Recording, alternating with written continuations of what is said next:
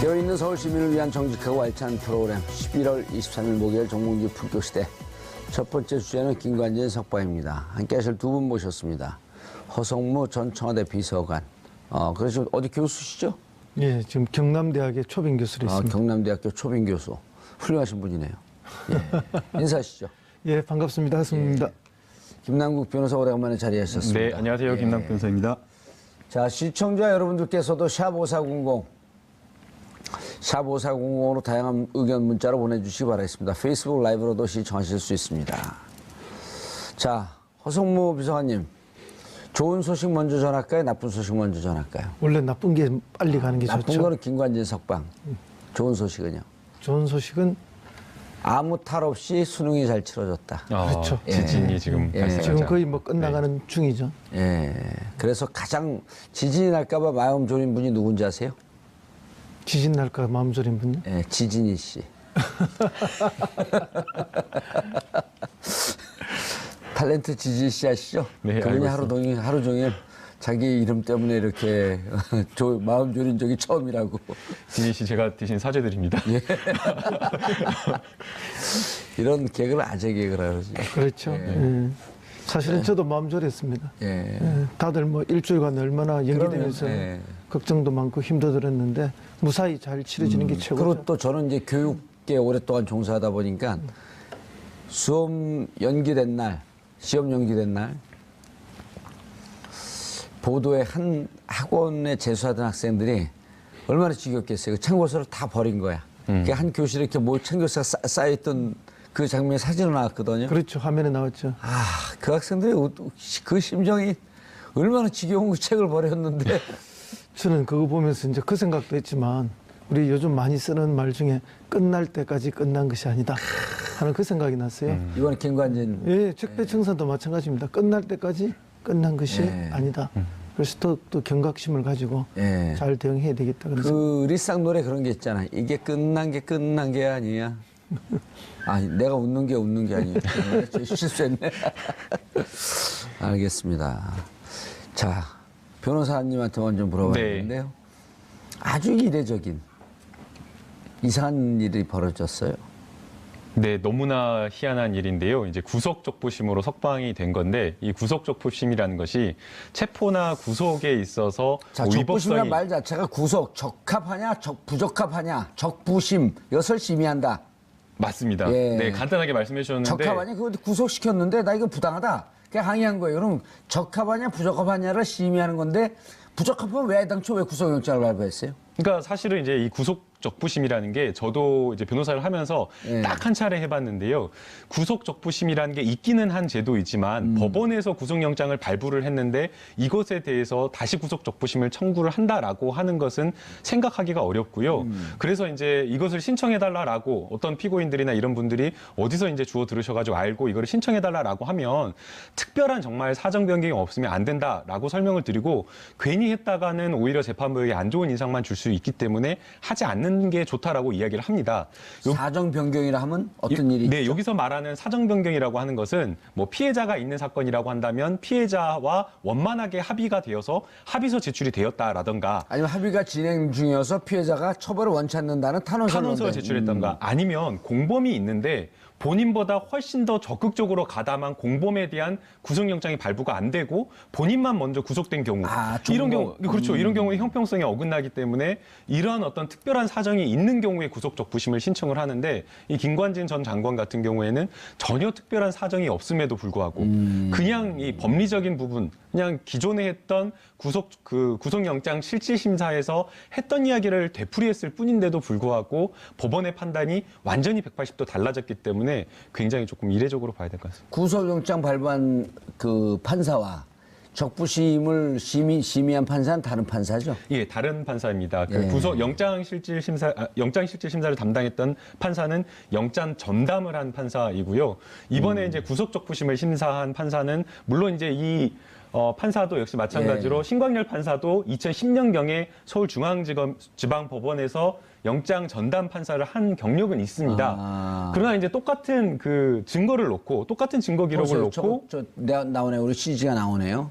네. 지금 이제 설명해 주시죠. 강부영 영장 전담 판사는 주요 혐의의 정치 관여가 소명이 된다라고 이야기를 한 겁니다.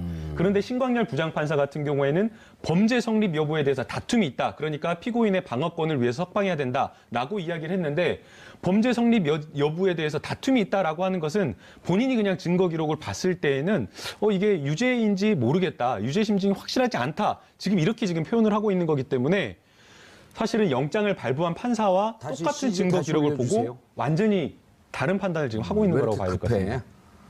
예, 우리 PD들은 뭐가 급해 저렇게. 예? 지금 설명하고 있는데 그걸 지워버리면 어떻게 하라는 거예요? 지금 저런 분들 수능들랑 빵점이에요. 예, 계속 얘기하시죠. 네, 그러니까 다시 한번 설명을 드리면 예. 범죄 성립 여부에 대해서 다툼의 여지가 있다라고 지금 이야기를 하고 있지 않습니까? 예. 그렇기 때문에 영장이 발부가 되려면 기본적으로 범죄 혐의에 대해서 어느 정도 소명이 돼야 되는데 거기에 대해서 나는 그 검찰의 소명을 받아들일 수 없다라고 지금 이야기를 하고 있는 거거든요. 그리고 그다음에 방어권 보장할 필요가 있다. 그럼 신광열 부장판사에게 물어봐야겠어요. 그럼 구속된 사람은 다 방어권이 보장이 안 되는 건가요?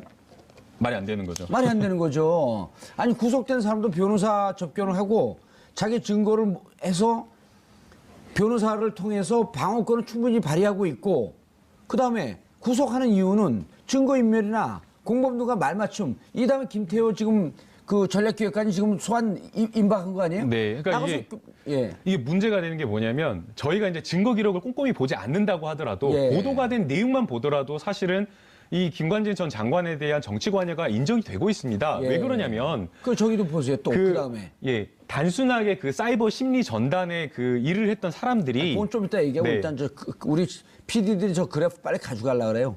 빨리 넘기려고. 얘기해. 예. 증거 인멸에 염려가 있다 그랬어요. 강부영 판사는. 그런데 신광열 부장판사는 뭐라 그랬어요? 주거가 일정하고 도망하거나 증거인멸 염려가 없다라고 지금 이걸 평가를 하는데요. 근데 박근혜 대통령 주거가 일정하지 않아서 구속시켰네요. 뭐 중간에 이사 갔잖아요. 삼성동에서. 근데 이제 그건 영장 나온 후에 이사가 가지고. 예. 이제 이 증거 인멸의 우려가 있다라고 하는 것이 이게 추상적으로 평가를 하는 겁니다. 사실 이제 저도 이 영장실질심사 들어갔을 때 아니 회사를 잘 다니고 있고 한 번도 결근한 적이 없고 초범이고 예. 그런데도 불구하고 사실은 이 부분에 대해서 영장이 발부가 된 경우가 많았습니다. 그래서 이제 제가 직접 영장 발부한 판사한테 전화 걸어가지고 도대체 왜 이렇게 주거도 확실하고 초범이고 그다음에 회사도 한 번도 결근 안 하고 잘 다니는 사람이 증거인멸의 우려가 있다라고 평가를 하느냐. 우려가 있다고 도주 보느냐. 우려가 있다고 평가를 하느냐. 제가 이제 물어보니까 이것은 추상적인 평가라고 이야기를 한 겁니다. 사람 마음속에 들어가 볼 수가 없는 거지 않습니까? 그렇기 때문에 이것을 어떤 사람의 어떤 객관적인 지표를 보고 평가를 하는 것이 아니라 중대한 범죄와 관련해서 이 사람이 이 범죄 혐의가 충분히 소명되는데도 불구하고 부인을 하고 있다라고 한다면 증거의 인멸의 우려라든가 아니면 도주의 우려가 높다라고 평가를 할 수밖에 없다라는 거죠. 예. 지금 이 사안 마찬가지도 이 사안 자체도 김관진 전 장관 같은 경우에는 이미 2012년, 13년도에 한 번 수사가 될 것을 군에서 그걸 한번 막은 사실이 있지 않습니까? 거기까지 수사가 됐어야 되는데 그럼 이러한 어떤 정황들이 있다라고 한다면 영장 전담 판사도 충분히 기록에 나와 있다라고 한다면 이것을 함께 종합적으로 판단을 했어야 되는데 그러지 않았다는 점에서 사실은 너무나 이례적이고 납득하기가 조금 어렵다라고 봐야 됩니다. 그래서 여기서 이제 우리가 흔히 법관은 법률과 양심에 따라서 재판한다. 이 재판이 뭐 여러 재판도 있을 수 있지만 이런 구속 적법심도 일종의 재판이라 보는 거 아니에요? 그럼요. 그렇죠. 그렇다면은 법률과 양심에 따라서 한다 했는데 지금 뭐 법률과 양심, 이 사람의 법률과 양심 다르고 저 사람의 법률과 양심이 다르냐 이런 판단을 국민들은 하게 되는 거죠.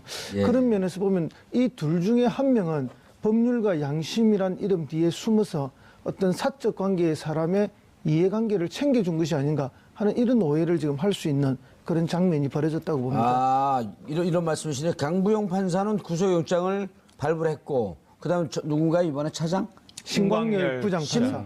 신광열 부장판사. 이 둘 중에 하나는 누구는 맞고 누구는 틀리다. 누구는 법과 양심에 의해서 했고 누구는 법과 양심에 의해서 하지 않았다라고 이렇게 볼 수 있다. 그렇게 의심을 지금 우리가 할 의심할 수밖에 없죠. 신광열 부장판사 부장판사인가요?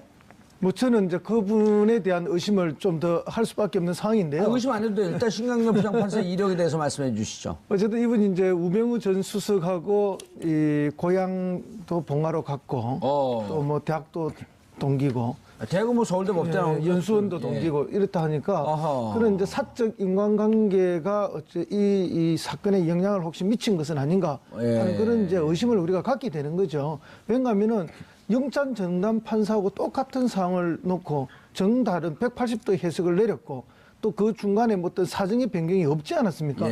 그런 면에서 보면 둘 중에 한 명의 판단은 잘못됐다. 이렇게 본다면은 지금 대부분의 국민들은 후자인 신광열 부장판사의 판단에 더 의심의 눈초리를 보낼 수밖에 없다. 그에 대해서 이제 송영길 민주당 국회의원이 강하게 질타를 했죠. 그래서 이 사법제도 내에 국민 참여의 기회가 주어지는 것이 맞다. 이 지나친 재량권을 발휘한 게 아닌가 하는 그런 의심을 지금 받고 있습니다. 김명수 대법원장 임명하고 그랬을 때는 이게 만약에 이걸 어느 국민이 이해할까요? 강부영 부장판사와 신강렬 둘 중에 하나는 뭔가 지금 법원의 일관성이 깨진 거 아니에요? 그렇습니다. 물론 이제 사안을 바라보는 게 사람마다 다를 수는 있지만 이렇게 180 아니, 지 개인적인 견해로 판단하는 게 아니에요. 법과 양심에 의해서. 그럼 이제 문제는 뒤에 양심이죠. 앞에 법은 똑같은 법인데, 근데 이 법을 해석하는 것도 지금 180도로 달라는 거 아닙니까? 한 사람은 범죄 행위가 인정된다 했는데, 한 사람은 다툼의 소지가 있다 했고, 한 사람은 자기의 양심과 뭐 추상적 판단에 의해서 증거인멸이나 도망갈 우려가 염려가 있다. 염려가 있다고 없다고 했으니까, 그럼 국민은 도대체 누구의 말을 믿어야 되느냐? 이제 누가 과연 더 심리를 충실하게 했는가를 보면요. 사실은 영장실질심사 같은 경우에는 계속해서 영장 전담 판사가 심리 이 범죄 사실과 관련해서 피의자에게 계속해서 물어봅니다. 그래서 충분하게 답변을 끌어내는 거고요. 이 구속적부심과 같은 경우에는 그냥 신청서를 제출하면 특별한 다른 어떤 별도의 심리를 하지 않고 서류만 기록만 가지고 판단을 한다라는 겁니다. 그렇다라고 한다면 똑같은 거기에다가 더해놓고 진술, 피의자가 어떻게 답변을 하고 있는지 그 답변 태도를 면대면으로 보고 답변을 듣고 심리를 하는 것과 누가 더 심리를 충실하게 할 수 있는지 그걸 생각해 봤을 누가 더 때는 충실할 것 같아요? 저는 영장 전담 판사가 강부영 판사가 훨씬 더 정확하지 않았나라는 생각이 들고요. 그리고 서울중앙지법이나 이미 뭐 한 10여 년 전부터 영장을 발부를 할 때 영장 발부 기준 자체가 굉장히 까다롭습니다. 그래서 지금 우병우 같은 경우에는 이미 지금 우병우 전 민정수석 같은 경우에는 2번이나 영장을 청구했는데도 불구하고 뭐 국민적인 국민 여론이나 이런 것들이 굉장히 높아가지고 이 국정농단에 정말 책임 있는 사람이니까 구속이 돼야 된다라는 그런 여론이 높음에도 불구하고 2번이나 영장이 발부가 되지 않았습니다. 그런데 이 강부영 판사는 이 김관지 전 장관에 대해서는 충분하게 심리를 거쳐가고 영장을 발부를 했다라고 한다면 이미 심리를 했을 때에 이 김관진 전 장관의 정치 관련된 정치 관여와 관련된 범죄 소명이 충분한 증거로서 굳건하게 어느 정도 소명이 됐다라고 지금 평가를 한 건데 그것을 불과 10일 만에 똑같은 기록을 놓고 전혀 다른 해석을 했다라는 점에서 조금은 이해할 수가 없습니다. 이해할 수 없다고 얘기하는 거예요? 잘못됐다고 얘기하는 거예요? 말을 분명히 하세요. 잘못됐다. 그러면 그렇게 얘기하지. 네. 이해할 수 없다는 청취자, 시청자분들이 보고 이해할 수 없으면 우리들도 이해하려는 거예요? 말라는 거예요? 이럴 거 아니에요? 그건 잘못된 거죠. 네. 명백히. 그리고 그러니까 오늘 SNS상에 가장 많이 도는 글이 이런 거예요. 적폐청산이 정말 험난한 길이네요. 그리고 왜 그러냐면 이 다음에 지금 소환이 예고되고 있었던 분들이 누구냐면 우병우 그 정무수석과 김태호 전략기획관. 그렇죠. 김태호 전략기획관이 굉장히 핵심거리죠. 아니, 그러니까 김태호 전략기획관인데 또 동시에 우병우도 재영장 청구한다, 재소환한다 이런 얘기가 지금 돌고 있었잖아요. 네, 그렇습니다. 그러니까 저희 심강렬 부장판사 같은 경우는 실질적으로 김태호 전략기획관하고 관계가 있는지 없는지 우리가 모르겠지만 우병우하고는 어쨌든 뭔가 관계가 있을 개연성이 좀 있다. 제가 오늘 방송 끝나 봉화를 한번 가봐야겠어요.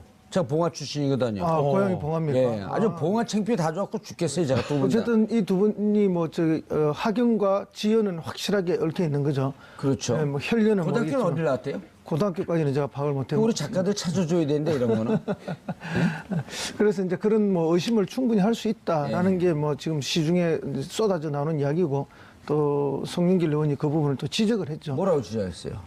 두 분의 이제 대학 그리고 고향 그다음에 사법연수원 동기까지 지적하면서 그런 사적인 우병우의 입김에 들어간 거 아니냐? 사적인 관계 때문에 법률과 양심에 따라 다 판단한 것이 아니지 않느냐. 네, 학연과 지연과 인간 간의 관계로 판단할 수밖에 없었던 거 아니냐? 그런 것이 영향을 미친 것이라고 이제 이렇게 의심을 하는 거죠. 의심을 하면서 이런 사법적 절차 과정 속에 국민의 참여들이 필요한 이유가 바로 이런 데서 있다. 적부심도 국민이 좀 참여하고 같이 그렇죠. 의논하고. 예, 예. 정영길 의원이 모처럼 그 발언 얘기를 했네요. 그렇죠. 뭐 우리가 흔히 뭐 지금까지 늘 이야기했던 뭐 배심원제라든지 참심제라든지 어쨌든 그 과정 속에 국민들도 좀 참여할 수 있는 기회가 이런 것 때문에 필요하다는 주장이 나오는 거죠. 판사가 저렇게 못된 주장을 하면 어떻게 그 혼을 내줘야 돼요? 통제할 방법이 사실은 없습니다. 예.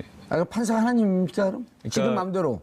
그러니까요. 국민에게 위임받은 권력 아니에요? 맞습니다. 그러니까 삼권 분립에 의해서 사실은 예. 뭐 국회라든가 행정부에서 특별하게 관여를 할 수가 없는 것이고요. 또 뭐 할 수 있는 방법 중 하나가 이제 예산안이라든가 뭐 대법관이라든가 대법원장 임명 정도인데 예. 그렇다고 하더라도 대법원장이 또 일선 판사들에게 또 인사와 관련된 직접적인 영향 말고는 이 재판에 개입을 할 수 있는 것 자체가 판사의 독립성을 해치는 것이기 때문에 사실은 이 부분에 대해서 잘못했다라고 한다면 이것에 대해서 어떻게 판사를 뭐 징계한다거나 이렇게 할 수 막말로 있는 방법이 없습니다. 부정한 커넥션으로 이런 결정을 했다고 치더라도 설사 뭐 그런 일이야 있을 수도 있고 없을 수도 있겠지만 설사 그렇게 치더라도 어떻게 그 법적으로 제어할 수 있는 길이 없다고 한다면 잘못된 제도 아닌가요? 예를 들어서 지금 뭐 이제 그 국회의원도 몇 번 출마해 보시고 그랬지만 가장 국민에게 적절하게 위임받은 건 선거제도밖에 없거든요. 물론 선거제도가 이제 뭐 가장 권위 있는 예. 위임받은 제도이긴 합니다만 사실은 이제 법관의 이런 독립이라든지 법률과 양심에 따른 판단을 독립적으로 보장해 주는 그거는 뭐 올바른 일이고 맞습니다. 근데 이제 잘못했을 때, 그것을 이제 권력을 잘못 악용했을 썼을 때 어떻게 할 거냐. 예. 별 방법이 없는 거죠. 이제 그런 뭐 어떠한 좋은 제도를 만들어도 그 제도를 악용하는 거는 방법이 없다. 그렇게 보고 다만 이제 인사권은 가지고 있기 때문에 재판에 관여할 수는 없지만 그 대법원에서의 그 인사권으로 그런 사회적 여론의 질타를 받는 재판부에 대해서는 뭐 인사 조치는 있을 수 있다고 보죠. 자, 사이버 여론조사 여론 조작을 지난 이태하 전 사이버 사령부 심리전 단장 올해 2월 항소심에서 징역 1년 6월 선고받았단 말이에요. 네. 이분이 그 JTBC에서 보도할 때 이태하 심리전 단장과 연지역이 옥도경인가요? 옥도경 그 사이버 사령관과 통화한 내용이 있었거든요. 그렇죠. 이거 나 혼자 다 죽으란 얘기냐? 장관이 잘한다고 표창장 준 거 아니냐는데 자, 요 밑에 사람입니다. 심리전 단장은 네. 국방부 장관, 사이버 사령관, 그다음에 심리전 단장 이렇게 층층하층 있는데 심리전 단장은 현장에서 실행을 담당한 사람은 구속이 됐어요. 1년 6월을 받았어요. 맞습니다. 그러니까 이제 심리 전단자, 그러니까 지시를 받고 했다라고 하는 사람은 구속이 돼서 실제 실형을 받아가지고 항소심 재판 진행 중에 있는 상황이고요. 옥도경, 연재훈 지금 부르지도 않았잖아요. 그 다음에 국방부의 정책비서관도 현재 김관진 전 인관빈 국방부 정책비서관도 역시 마찬가지로 똑같은 혐의로 구속되어 있는 겁니다.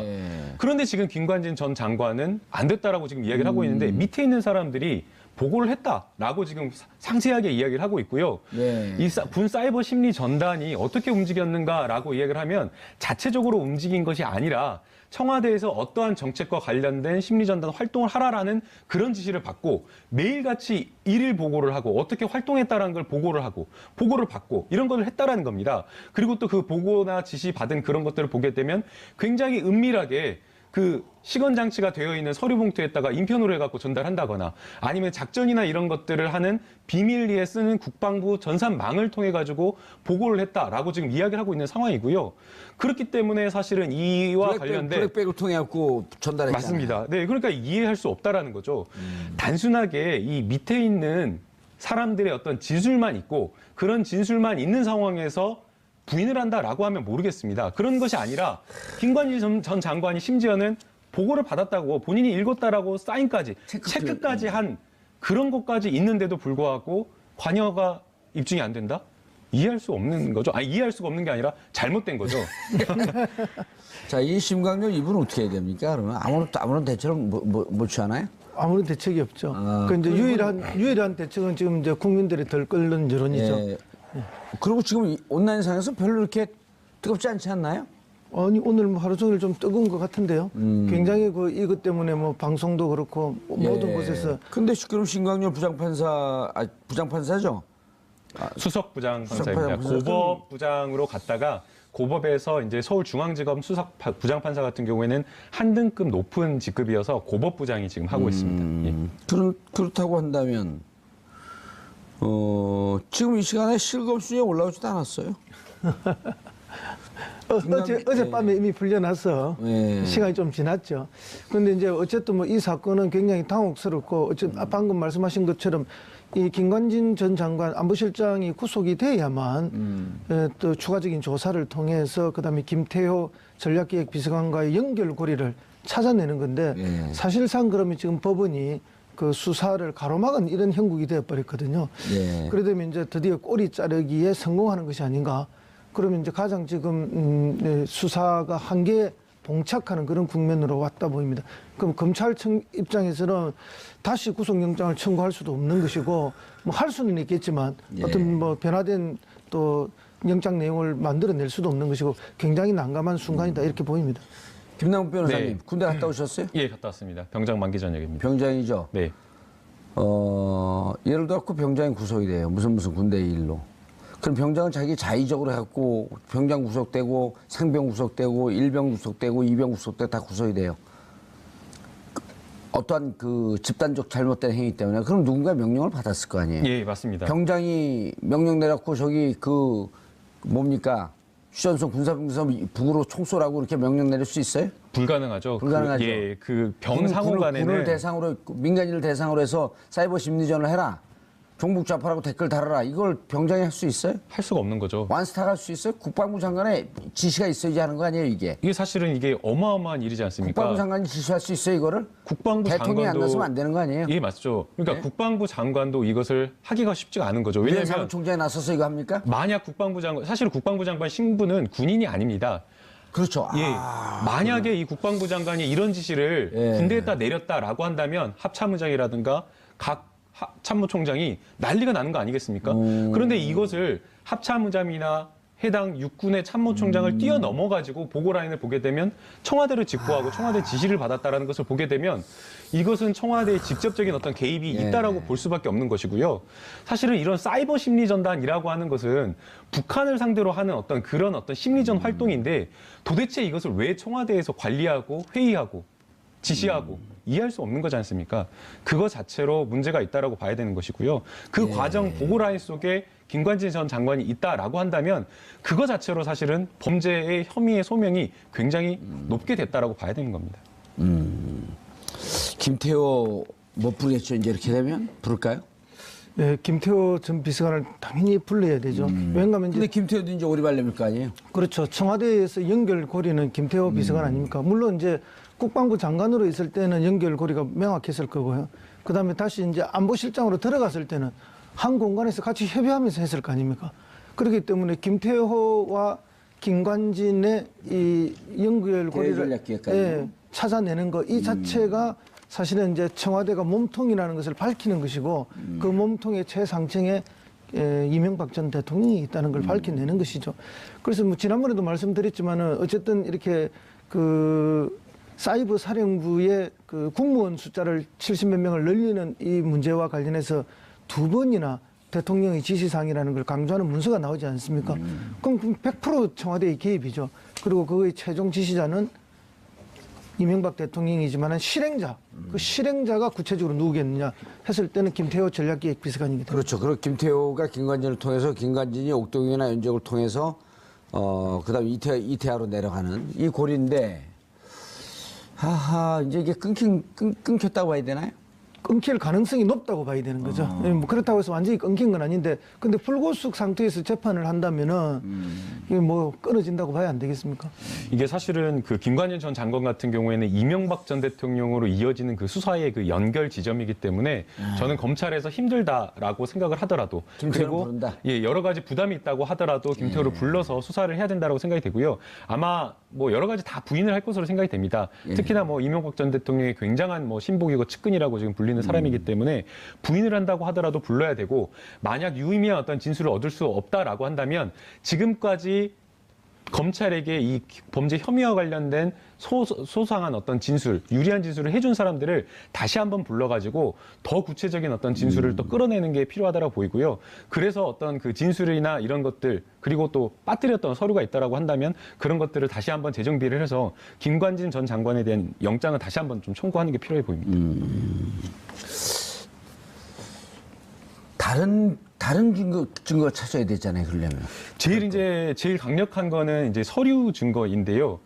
근데 이제 어쨌든 이 건으로 네. 그 형법을 보게 되면 같은 동일한 건으로는 재청구를 못 한다 이렇게 되어 있거든요. 아니 이제 다시 이제 똑같은 건을 못 하는 게 아니라 그냥 이제 똑같은 그것만으로는 안 되는 거고 새롭게 이제 수사를 해가지고 추가적인 증거나 이런 것들이 있으면 영장을 재청구를 할 수가 있습니다. 김관진 장관도 돈을 먹었을 텐데 그렇죠? 저 그 특활비를 안 받았을까요? 당연히 봤죠. 받았을 예, 가능성이 그 특활비 증거가 나오면 딱 떨어지는데 제가 한번 찾아볼까요? 근데 이제 이 국정원에서 온 특활비를 받았을런지 아니면 이제 국방부 내에 특활비를 썼을지 그거는 알 수가 없는데 아마도 국방부 내에도 특활비가 있기 있죠. 때문에 근데 그걸 써서 그거는 이제 또 내부에서 노출되니까 경력금을 좀 받지 않았을까? 가능성은 충분히 있죠. 왜냐하면 지금 국정원이 지난 그 앞 대선이죠. 대선에서 어쨌든 국군 사이버 사령부를 움직이기 위해서 국정원에 돈을 많이 썼지 않습니까? 예. 그렇다면 그게 이제 사이버 사령부를 넘어서 김관진 전 장관이나 안보실장에까지도 전달됐을 가능성, 개연성은 남아있다고 봅니다. 그래서 이제 그런 결정적 증거가 나온다면 이거는 뭐 완벽하게 어떤 수사가 되겠죠. 근데 이제 사실은 지금 이 부장판사님 왜 이런 판단을 내렸는지 우리가 뭐 짐작만 여러 가지를 하고 있지만 만약에 이 부장판사님의 판단대로 범죄 소명에 뭐 다툴 여지가 있다. 범죄 이렇게 해서 무죄라는 심정을 가지고 이렇게 했다면은 그러면 사이버 사령부가 아주 독자적으로 댓글 사업을 했다는 거 아닙니까? 공작을 했다는 건데 그럼 사이버 사령부가 합참의장이나 또 육군 참모총장의 지시도 없이 또 청와대의 지시도 없이 독자적으로 국방장의 지시 없이 했다면은 그거야말로 거의 뭐 이게 군기문란이고 준반란에 가까운 그거야말로 일 아닙니까? 국정농단이죠. 예, 농단을 넘어서 이거는 뭐 거의 준반란에 가까운 짓을 한 거 아닙니까? 그럼 국군 통수권이 어디로 간지 흔적도 없어진 거 아니에요? 그렇죠. 이건 있을 수 없는 일이죠. 국기문란 중에 국기문란인데 만약에 그 판사님의 생각대로라면은 그럼 이 사건이 그야말로 사이버 사령부에 독자적으로 일어나서 독자적으로 진행된 진짜 어처구니 없는 그런 수준이다. 이건 어느 국민이 납득할 수 있겠습니까? 예. 김남국 변호사님 네. 모처럼 나왔으니까 오늘 이따 끝날 때 네. 심광열 차장 부장 판사. 형사수석부장. 고법 네. 부장 판사인데 이분한테 욕만 하지 말고 육두문자를 쓰게 되면 이제 우리가 그 방송에서 잘려요. 김남국 변호사는 안 잘려요. 제가 잘려요. 이 자리가 탐나면 욕을 하셔도 되고 이 자리가 탐나지 않으면 이따가 영상 편지 그런 분들한테 편지 보내기도 싫은데 영상 택배. 영상 택배. 예. 그렇죠? 네. 영상 택배 한번 날려주세요. 네, 알겠습니다. 보든 말든. 예. 국민들은 보고 있습니다. 알겠습니다. 좀 준비하고 계세요. 네. 제가 이제 지금부터 질문 안 할 테니까. 자, 우수석 소환은 어떻게 되고 있죠? 우수석 소환 지금 준비가 하려면은 뭐 굉장히 검찰이 철저하게 준비를 해야 되지 않겠습니까? 어쨌든 이제 추명호 전 국익정보국장이죠. 이분 직계죠. 예, 직계 중에 직계고 이제 사실 비선 라인이라 보는 거죠. 국정원에 있는 우병우의 비선 라인이었으니까. 그래서 취합되는 모든 정보를 우병우 전 수석에게 사적으로 먼저 보고했던 그런 사람 아닙니까? 그러니까 이제 사실상에 그동안 있었던 국정원의 잘못된 여러 가지 범죄 행위 또 추명호 국장을 주변으로 일어났던 범죄 행위들은 사실은 우병우 전 수석이 공범이라고 봐야 되겠죠. 예. 이제 그런 차원에서 그래서 비선 보고 추명호 공소장에 우병우 최은수 공범 적시했다는 거거든요. 그래서 불러야 될 거 아니에요. 당연히 이제 불러서 수사를 해야 되는데 이번에 부르면 구속을 시켜야 될 거 아닙니까? 2번이나 실패를 했는데 그렇기 때문에 3-3번. 이제 철저한 그 대비가 검찰로서는 필요하다 이렇게 봅니다. 검찰 쪽에 나름 빨대가 있을 거 아니에요. 아니, 저 뭐 빨대 해봤자 아는 기자들밖에 없습니다. 법조 출입 기자. 법조 출입 기자들이 그 정확하게 판단하죠. 네. 그 사법고 출신인가 아니면 로스쿨 일기 출신입니다. 그러면 손수호 변호사하고 같은 네, 얘기네. 손수호 변호사. 둘이 만났어요? 아니요, 만나진 않았는데. 같은 학교 아니에요? 네, 같은 학교 아니에요. 검찰에서는 이번에 우병우 하게 되면 구속시킬 자신 있다라고 하는 얘기가 좀 흘러나오지 않나요? 자신 있다라는 이야기는 좀 흘러나오고 있지 않는 것 같습니다. 예. 그 지금 현재 우병우 전 흘러나오지 않으면 굴러나오나? 우병우 전 민정수석에게 재영장을 청구하겠다라고 하는 혐의를 보게 되면 이제 직권남용과 관련된 혐의인데요. 직권남용. 예, 국정원에서 뭐 추명호 전 국장이 뭐 MBC라든가 아니면 뭐 KBS라든가 이런 어떤 언론과 관련해서 뭐 방송사를 빼라 말아라는 어떤 그런 점이 있었고요. 또 뭐 특정 연예인을 뭐 비방하는 명예훼손과 관련된 여러 가지 그런 것들이 있었고 또 이제 이석수 특활비 안 받았대요?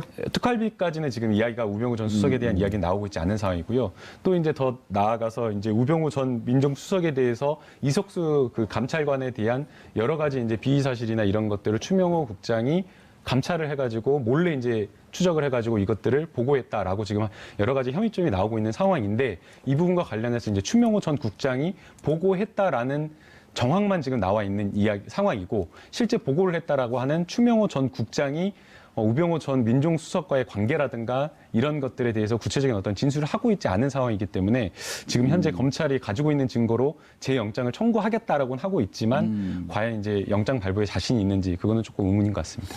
추명호, 예. 특활비 부분은 뭐 이제 우리가 짐작만 하는 거죠. 아직까지 구체적인 증거가 나온 건 아니고요. 왜냐하면 이 정무수석한테 500만 원씩 특활비를 전달한 사람이 추명호 국장이잖아요. 그러니까 이제 박근혜 대통령한테 뭐 5천만 원, 1억씩 이렇게 전달됐던 거는 기조실장이 그 문고리 3인방을 통해서 전달했는데 그 정무수석이나 다른 수석한테 전달할 때는 추명호 국장이 직접 전달했단 말입니다. 그러면 우병우의 신복인 추명호 국장이 다른 수석한테는 특활비를 매달 500만 원씩 전달하면서 과연 우병우 수석에게는 전달하지 않았을까? 이렇게 봤을 때 어느 국민이 안 했다고 생각하겠습니까? 오히려 더 많은 액수를 전달했을 가능성도 있다고 보는 거죠.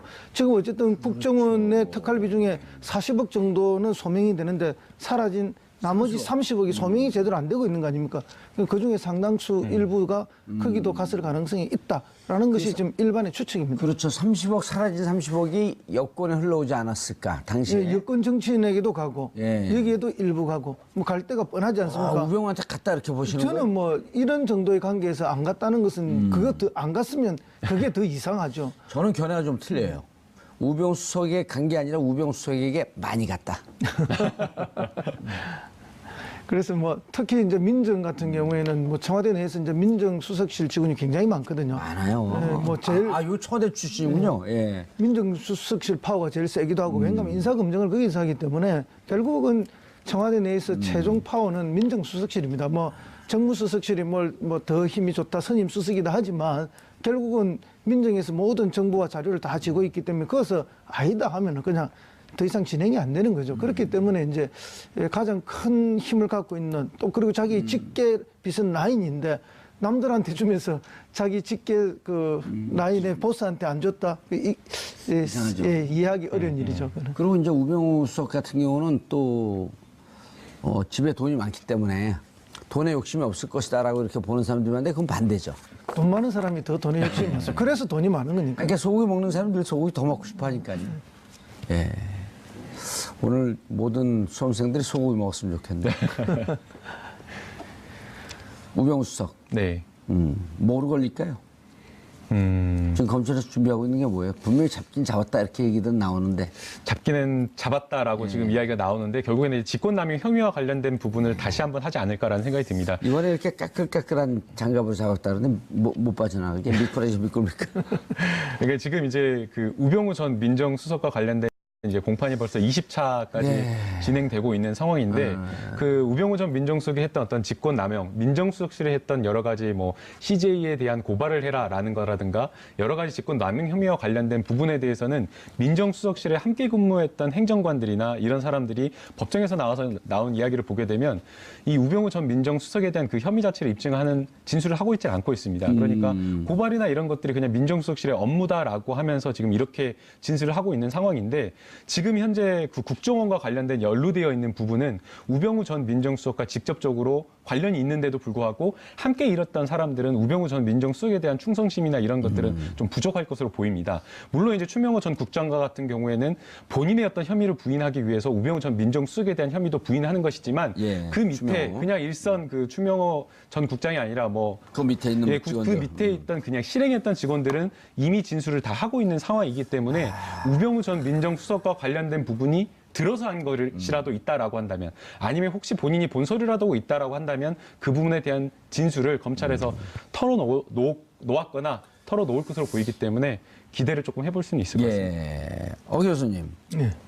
여러 가지 논란 속에서 과연 전 정권에 대한 부담 때문에 이명박 전 대통령을 소환할 수 있겠느냐.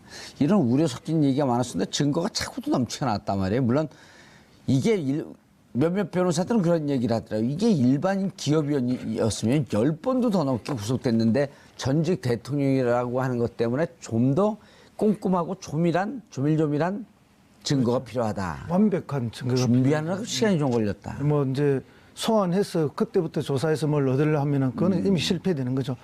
신분 자체가 전직 대통령이고 또 그런 차고 넘치는 증거가 이때도 소환 자체가 부담스러운 것도 사실입니다. 예. 그건 왜냐하면 특수한 신분이었기 때문에 그런 것이고 또 그분을 지지했던 정치 세력들이 있기 때문에 더더구나 그런 건데요. 지금 여론조사를 보면 아주 그 미묘한 변화가 하나 있습니다. 부산, 경남, 울산 쪽에서의 그런 미묘한 여론조사의 변화는 이 적폐청산과 관련해서 정치 보복이라는 게 다른 지역보다 조금 더 높게 나옵니다. 이제 그런 면에 있어서 어떤 보수 세력의 결집이라든지 이런 거에 대한 정치적 부담이 없을 수는 없습니다. 그러나 이제 지금 적폐청산에 대해서 적폐청산이 국민 통합을 해치는 거라고 우리가 볼 수 없는 거거든요. 진정한 적폐청산이 돼야만 그다음에 진정한 국민 통합이 일어날 수 있기 때문에 검찰은 있는 그대로 수사하는 것이 맞다. 어떤 검찰이 너무 정무적 판단을 할 필요가 없다. 그렇죠. 정무적 판단은 정치하는 사람들이 하는 것이고 그에 대한 책임도 정치하는 사람이 지는 것이지 검찰이 정치를 하려고 들면 안 된다. 저는 그렇게 봅니다. 예, 알겠습니다. 이 모든 사안이 말도 안 되는 도저히 납득할 수 없는 심광열 고법 부장판사의 구속 적부심 인용, 즉 구속 적부심을 받아들여서 김관진을 석방한 것 때문에 그렇단 말이에요. 그리고 이제 우리가 이런 건 옳지 않다. 봉화 출신이 왜 이러냐. 서울대 법대 출신 19기가 왜 이러냐 이렇게 얘기를 하는데 이제 우리 신광열 부장판 우리가 아닙니다. 죄송합니다. 신광열 부장판사에 대한 영상 메시지를 좀 보내야 되겠죠. 영상 메시지가 아니라 영상 택배라 그랬어요. 예, 네. 그냥 영상 편지 딱 찍었고 쓰레기통에 버릴까 영상 쓰레기라 그러게. 네? 영상 폭탄으로 하죠. 그럼. 영상 폭탄. 네. 알겠습니다. 팩폭. 네. 예. 시작하시죠.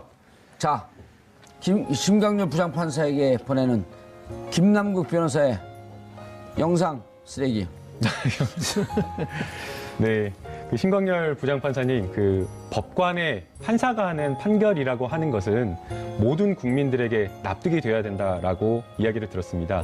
그렇기 때문에 그 법관의 하는 말이라든지 법관이 쓴 판결문이라든지 모든 것이 다 국민들 상식에 맞아야 된다라고 생각이 되는데 이번 판결은 정말 상식에도 맞지 않고 법률에도 맞지 않다라고 생각이 됩니다.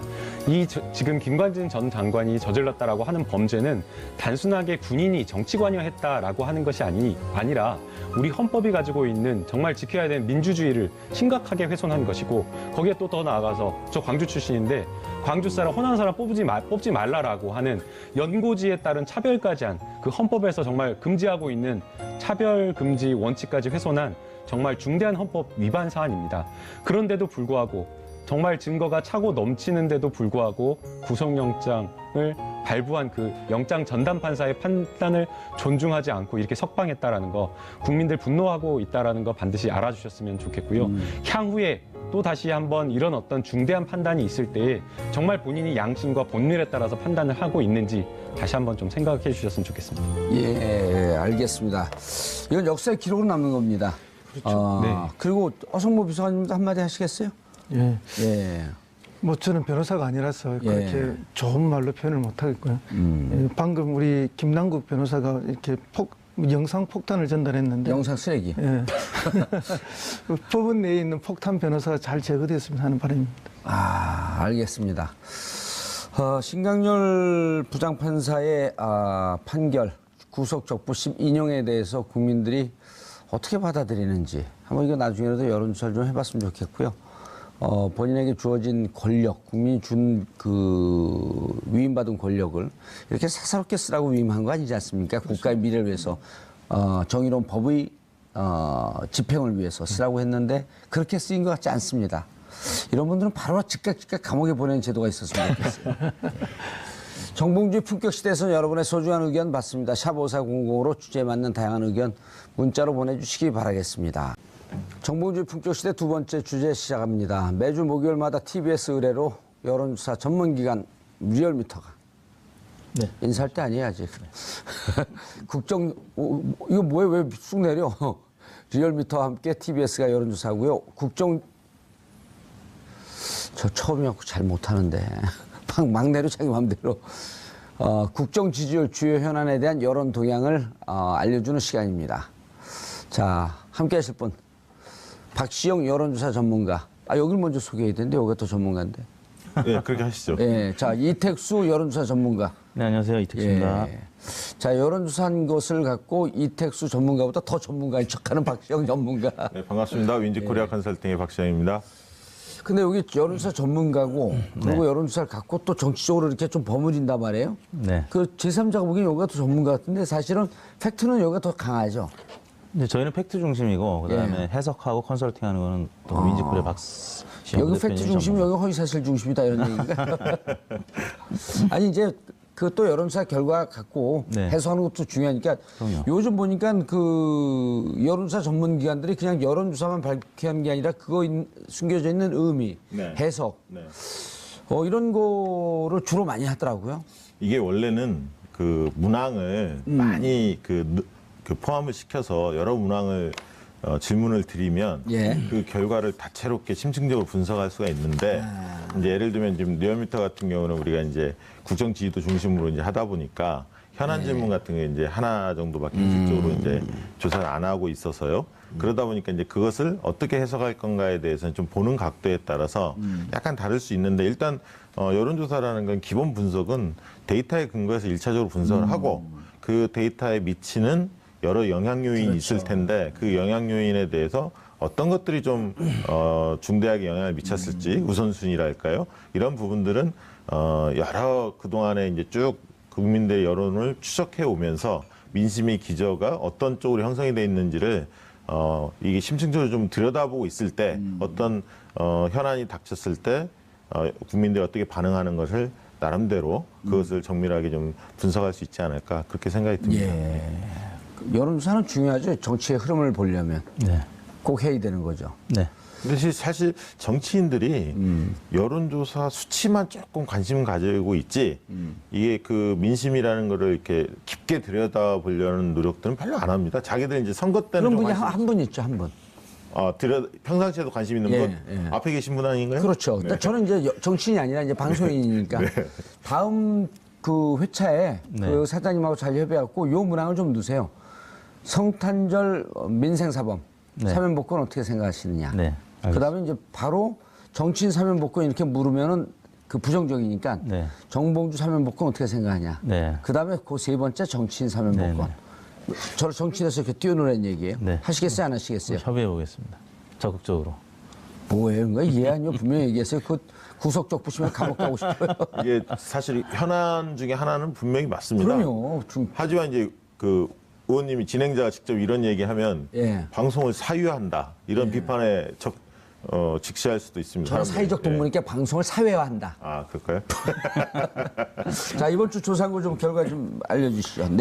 내용과. 네, 오늘 저희 둘째 아들 포함해서 수능이 지금 수능 그럼 뭐 보고 있는데. 아들 깔때기를 들이대시네. 둘째 아들이 네. 아들이 99년생인가요? 그렇죠. 99년생이죠. 몇 년생인지도 모르면서 99년생 99년생이 지금 시험 봤습니다. 예, 예. 예. 근데 이제 원래는 지난주 오늘 시험을 봤었어야 되는데 이제 일주일 연기가 된 거죠. 진짜 애들 심정은 어떻든가요? 우리 둘째 아들은 그 전날 시험 공부할 수 있는 기간이 좀 더 길었으면 좋겠다. 왜냐하면 공부를 열심히 안 했습니다. 아, 그래서 좀 마무리 정리할 수 네, 있는 시간이 좀 하루만 더 아쉽다. 있었어도 좋겠는데 했는데 일주일이 이제 늘어나면서 오호. 아마 점수가 조금 더 오르지 않을까 싶은데. 아들이 재수생인가 현역인가요? 네, 지금 고3. 고3. 현역 학생입니다. 네, 일반고 아니면 일반고입니다. 일반고입니다. 일반고 전성시대를 열어야 합니다. 뭐 여하튼 뭐 그러다 보니까 예. 이 일주일 연기된 것과 관련해서 뭐 대부분 이제 찬성하는 여론이 인터넷 포털이나 SNS에서는 많았는데 실제 국민들의 여론이 어떤지 TBS 의뢰로 조사를 해봤습니다.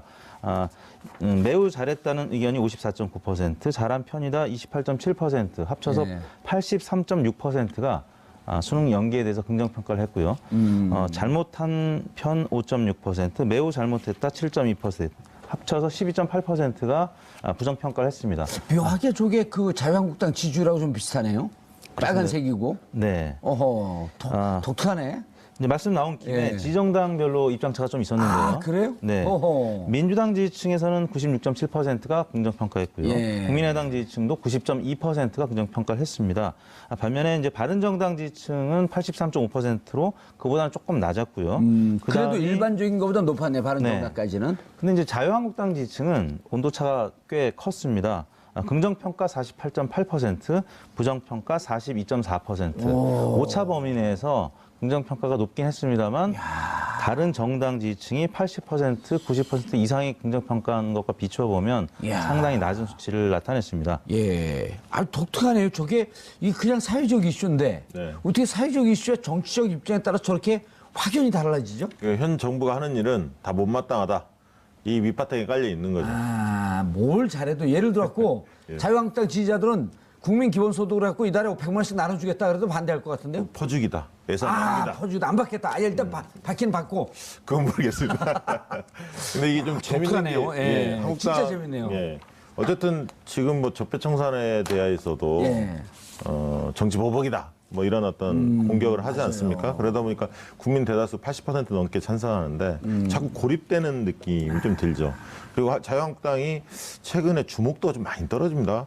똥볼이라고 하는데 헛발질들을 가끔 하죠. 그래서 이제 홍준표 대표가 최근에 안 보입니다. 똥볼이란 표현은 이제 방송에 쓰면 안 돼. 변구. 변구통. 예, 요즘에 이상하게 홍준표 대표가 언론에 많이 등장 안 합니다. 예. 그러니까 특별 그 활동비 사건 뭐 이런 등등해서 좀 입장이 곤혹스러워 보니까 등장 안 하고 또 유효의 최고위원의 포항 지진 발언이 있었지 않습니까? 복권은 샀대요. 천벌 받는다. 뭐 이런 얘기도 아, 있었고. 그렇죠. 그리고 또 복권도 사야 되겠다. 예, 그리고 오늘도 장제원 의원이 좀 어제도 예. 그 세월호 유해 은폐했다는 이게 참 문제가 발견이 됐는데 거기에 대한 비판을 하면서 인간의 도리를 못하는 정권이다. 이렇게 발표하다 보니까 그러면 세월호를 그동안 자유한국당이 어떻게 대해 왔는지를 우리 국민들이 알기 때문에 그러니까 호재가 있는데 그걸 잘 살리지 못하고 오히려 너무 이렇게 과도하게 정권 비판 쪽으로만 나서다 보니까 국민적 공감대를 못 얻는 것 같습니다. 묘한에 세월호에 대해서 제가 기억하고 있는 것은 제가 세월호 가족들하고 오랫동안 같이 있으면서 특히 현재의 야당 네. 쪽 입장은 이런 입장이 많았었잖아요. 교통사고보다도 더 적게 죽은 숫자인데 네. 뭐 그거 갖고 그렇게 호들갑을 떠느냐. 수학여행 가다 그 죽은 것을 사고 난 것을 왜 국가가 책임져야 되느냐 이런 입장이 다수아니었었나요? 그렇죠. 예. 예, 그런 것들을 이제 국민들이 다 알고 있기 때문에. 그런데 또 이제 와서 일반인들도 인간의 알고 도리를 있고. 못한다. 그럼 자기들이 지금까지 인간의 도리를 못해왔다. 이런 거 자백한 건가요? 글쎄, 그게 본인들은 짐승이다 이걸 선언한 것으로 우리가 해석을 해야 하나요? 아, 그 요즘 뭐 짐승돌이 유행하긴 하지만 뭐 여하튼 그 긍정평가가 이제 대구, 이게 경북 이쪽 지역 또 부산 경남 영남권 어떤지 자유한국당의 그 강세 아, 지역인데 이번에 수능에 대해서 네네. 근데 이제 대구 경북에서도 79%가 잘한 결정이다. 그러니까 이제 대구 경북 안에서도 자유한국당을 적극 지지하는 계층들만 잘못했다고 부정평가하는 의견이 16.7%에 그쳤고요. 부산 경남도 65.2%가 잘한 결정이다. 잘못한 결정은 26.2%. 그러니까 대부분의 연령대 또 대부분의 지역에서 긍정평가가 많았는데 다만 집중적으로 포항, 경주, 울산만 좀 한번 해보시지 그랬어요. 그러려면 그런 거 이 네, 비용이 이제 설문조사할 때 또, 미리 들어가기 저한테 때문에 전화하세요. 제가 비용 한 긴급 2, 여론조사 3만 원, 있기 때문에 2만 9천 원. 김영란법. 3배 정도 올려주시합니다, 그러면. 그거 내가 사장이에요 여기? 근데 이제 재밌는 게 연령대별 분석인데요. 예. 30대, 20대, 60대 이상 대체로 이제 잘했다는 의견이 40% 중후반 좀 넘어갔는데 가장 낮은 연령대가 50대였습니다. 50대가 74.4%. 긍정평가가 다른 연령대에 비해서 한 10%포인트가량 낮은 것으로 왜 나타났는데. 그랬어요? 제가 이제 둘째 아들이 이제 고3이라고 말씀드렸는데 요즘 제가 이제 50대잖아요, 49입니다. 아, 50대는 아니에요? 대체로 50대가 많습니다. 고3 혹은 재수생을 자녀로 둔 연령대가 50대가 많기 때문에. 네. 근데 이제 고3 혹은 재수생을 자녀로 둔 학부모들은 이게 빨리 끝났으면 좋겠는데. 이 고통을 일주일 더 연기한단 말이야. 이런 그러니까 게 심리가 그렇습니다. 있었다. 자녀들도 그렇고 또 본인들도 이제 많이 힘들죠. 그래서 그 일주일 동안이 이 경주나 포항 지역 외에는 또 그 여진을 많이 못 느꼈기 때문에. 근데 당시에 이제 포항 같은 경우 이튿날에도 여진이 16회나 있었거든요. 예. 3.0 이상 또 여진이 계속됐었기 때문에 당연히 이제 포항 지역 혹은 경주 지역 수험생들은 불안해서 만약에 시험이 지난주 강행이 됐었다라면 여러 가지 부작용이 있었을 겁니다. 이제 그런 그럼요. 차원에서 잘했죠. 많은 국민들이 80% 이상 지금 긍정 평가를 하는 건데 다행히 오늘 또 수능이 진행되고 있는데 특별한 사고는 없었고. 없었고요. 여진이 조금 전에 이제 보도를 보니까 1.7, 그러니까 체감되지 못하는 여진이 한 번 있었다고 하는데요. 지난주에 시험이 치러졌으면 상당히 여러 가지 부작용 또 불만들이 있었을 텐데 지금은 이제 거의 그런 얘기들이 이제 없을 정도로 좀 잦아들었기 때문에 다행스럽게 잠깐만요. 생각합니다. 근데 네. 정말 우리 이택수 전문가 같은 네. 경우는 집에 거의 안 들어가잖아요. 들어가나요? 좀 늦게 들어가죠. 예, 그러니까 아들 공부하는 거는 이제 주로 집에 계신 사모님이 많이 부담을 질 텐데 네. 연기하는 거에 대해서 부담스럽던가요? 뭐 저희 와이프 얘기하시는 아니요, 본인이. 저는 아무튼 우리 아들이 하루라도 더 시간이 있었으면 좋겠다 그랬기 때문에 연기가 돼서 좀 다행스럽게 생각합니다. 시험을 보든 말든 관계하지 않는다 이런 건 아니고요. 근데 워낙 이제 우리 둘째 아들이 공부를 뭐 열심히는 안 했기 본인도 알고 저도 알고 있었기 때문에 네. 훌륭하게 되겠네요. 네. 예. 이번에 과정에서 대통령의 리더십이 굉장히 빛이 났습니다. 이제 나중에 이제 설명드리겠습니다만 지지도하고도 연결이 됐는데 뭐 보도에 많이 됐었지만 이게 최초에는 수능 연기 계획이 없었다는 거 아닙니까? 수보회의 할 때만 해도 청와대 자체적으로 비서실장 주재. 근데 대통령이 지진 발생하자마자 1시간 뒤에 귀국을 했는데 바로 수보회의를 열어서 그런 얘기를 했다고 합니다. 꼼꼼하게 지적을 하시면서 만약에 영어 듣기 평가할 때 이 지진이 발생하면 뭐 정전이 된다든가 유리창이 뭐 흔들려서 제대로 못 보는 상황에서 어떻게 할 수 있느냐 이런 식으로 계속 지적하다 보니까 그렇다면 현장의 분위기를 좀 더 정확히 알아보자 해서 내려가라 그랬대요. 김부겸 장관을 급한 거죠, 포항에. 그래서 들어보고 나서 이건 연기를 해야겠다 해서 8시 20분에 부랴부랴 김상건 부총리가 교육부총리가 연기 발표를 일주일 연기 발표를 했는데 몇 시에 한 거예요, 그게? 8시 저녁? 20분 저녁에. 그렇기 때문에 다 전달이 안 된 사람도 있더라고요. 보니까 휴대폰을 아예 꺼놓고 생활하는 친구들도 있더라고요. 삼수, 사수 뭐 이렇게 하는 친구들 중에는. 그래서 연락 못 받아갖고 그 다음날 허겁지겁 학교에 가보니까 수험장소에 가보니까 이게 연기됐다는 걸 알았다. 그럼 이게 지난주 지진 난 게 수요일 날 났던 건가요? 예, 전날 나서 그 3시쯤에 나서 이게 밤에 8시 20분에 결정이 되니까 그 굉장히 긴급하죠. 그러니까 리더의 가장 중요한 자질 중에 하나가 대통령 자질 중에 하나가 위기 대처 능력입니다. 근데 위기 대처 능력이라는 거는 빠른 결단력이 필요하거든요.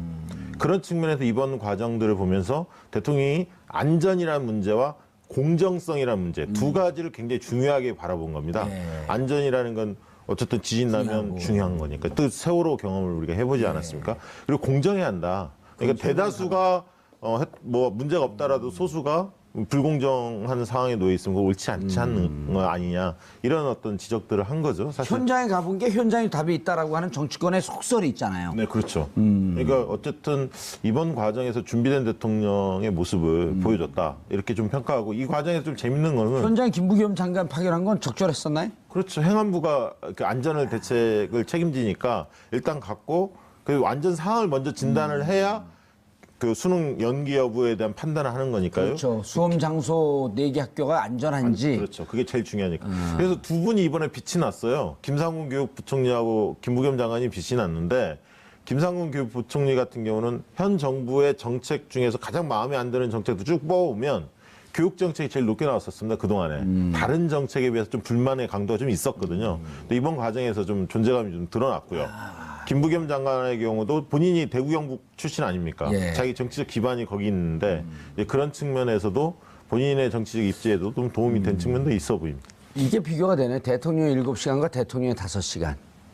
이번에 수능 그 지진 나고 수능 연기 결정할 때까지 5시간이거든요. 그렇죠. 그 5시간 동안 지금의 대통령은 어떻게 움직였는지, 네. 세월호 났을 때 그때의 대통령은 어떻게 움직였었는지 7대5. 예? 그렇죠? 네. 7 더하기 5는 몇이죠? 12죠. 10이는 한다스죠. 네. 이게 위기 매뉴얼이 딱 있어야 10이는 하는데 한다스라고요. 예, 다스? 한다스라고요. 좀 얘기를 듣고 넘어가세요. 예. 그 한다스는 누구 겁니까? 그 저기 포항에 계셨던 분 아니에요? 아니요. 5하고 10이는 그냥 한다스예요. 다스? 이게 예. 그 위기 매뉴얼들을 청와대에서 보통 마련을 하거든요. 근데 아마 이거는 없었던 것 같아요. 청와대에 계셨었죠 또. 예. 예. 왜냐하면 수능일 날 지진이 터졌을 때 어떻게 할 거냐. 여기까지는 없었지 않았을까.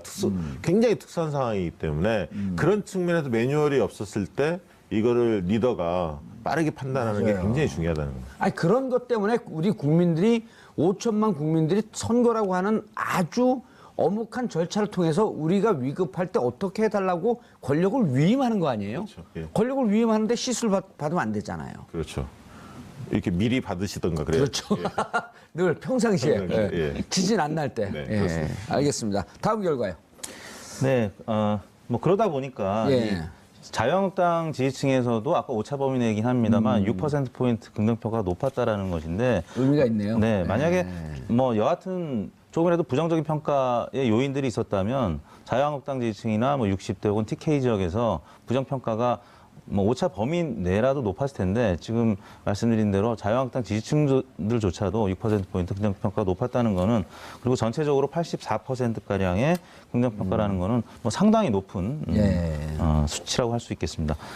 그 다음 이제 뭐 그러다 보니까 문재인 대통령의 지지율 이제 소개 뭐 안 드릴 수가 없는데요. 바로 대통령 지지율로 넘어가네. 네네. 예. 문재인 대통령 지지율이 지난주 저희가 주간 집계가 71.6%였는데 이번 주 73.1%로 지금 4주 연속 70%를 이어가고 있습니다. 예. 뭐 물론 이제 다양한 요인들이 영향을 미쳤겠지만 지금 이제 그 자유한국당 쪽에서 전에 왔던 여러 가지 부정 평가 때문에 뭐 아까 소개해드렸습니다만 유해 최고위원의 그 막말 논란이라든지 아니면 최경환 의원의 그 또 그 검찰 뭐 수사 소식 뭐 등등 때문에 오른 것도 있겠지만 첫 번째는 이 지진 대처 능력이 이제 뛰어났다 이렇게 국민들이 평가하는 것 같고요. 두 번째는 이국정 교수가 뭐 어려운 과정 속에서 JSA 기순 병사를 이제 살려냈는데 그런 소식도 문재인 대통령 국정수행 평가에는 긍정적으로 영향을 미치지 않았나 싶습니다. 아주 호재죠. 네네. 네, 왜냐하면 온 국민들이 어떻게 될까 그 고민하고 있었는데 또 그 와중에 수술 와중에 23cm 정도 되는 거대 회충이 발견되면서 부부의 경제적 실상, 건강 실상까지도 노출이 됐단 말이에요. 네. 이 하나로 여러 가지 남북 관계도 얘기할 수 있고 그다음에 이 생명을 결국 구해낼 것이냐 말 것이냐라고 하는 이런 또 그 긴박한 네. 상황에 있었고 또 어제는 공교롭게도 JS의 그 CCTV 영상도 공개됐고 네. 온 국민이 돈 안 내고 영화 본 거예요. 그 아주 절박한 네. 순간에. 근데 네. 그게 정말 영화보다도 더 긴박하더라고요. 네. 그래서 정치 외적인 요인이었음에도 불구하고 예. 지금 JSA 그 기순 병사 소식 때문에 문재인 대통령의 지지율이 올랐다고 봅니다. 그래서 지금 4주 연속 그게 반영이 된 건가요? 네, 월화수 저희가 조사를 한 것인데요. 지지율이 계속 이제 오름세로 가파르게 오름세로 지금 나타나고 있고요. 예. 물론 이제 그 당내에서도 여러 이제 그 부정적인 소식이 있을 수가 있는데 대체로 지금 그런 전병헌 소식보다 수석. 네네 예. 전병헌 수석이 이제 영장이 청구됐죠. 이제 그런 소식에도 불구하고 지금 정치 외적인 요인과 또 지금 자유한국당과 여러 가지 부정적 소식 때문에 문재인 대통령 지지율이 올랐습니다. 그리고 부정평가는 22.3%로 지난주 대비 한 2%포인트가량 감소한 것으로 나타났습니다. 예. 대통령 지지율에 대해서요. 네. 예. 그러니까 뭐 대통령이 잘해서 하는 것도 있지만 제가 볼 때는 아까 했던 야당이 제 몫을 못하고 있는 것도 영향을 미치는 것 같아요, 사실은. 그거 크죠, 그게. 예, 그게 아까 이제 그 홍준표 대표 얘기도 했었고 장제원 유효의 이 의원이나 이런 분들의 이제 발언 얘기도 했는데 사실은 이제 국민들한테 최경환 그 의원의 그 메시지도 상당히 충격적이었죠. 왜냐하면 자기가 개인적으로 받은 돈이 있다면 대구역에서 활복을 하겠다. 동대구역. 동대구역에서 활복을 하겠다. 굉장히 센 워딩을 썼거든요. 이제 이런 것들이 국민들이 싫어해요. 예, 이런 것들이 국민들한테 굉장히 뇌리 깊게 박힙니다. 그리고 근데 결국 할복 안 할 거 알거든요. 그리고 또 밝혀졌고요. 예.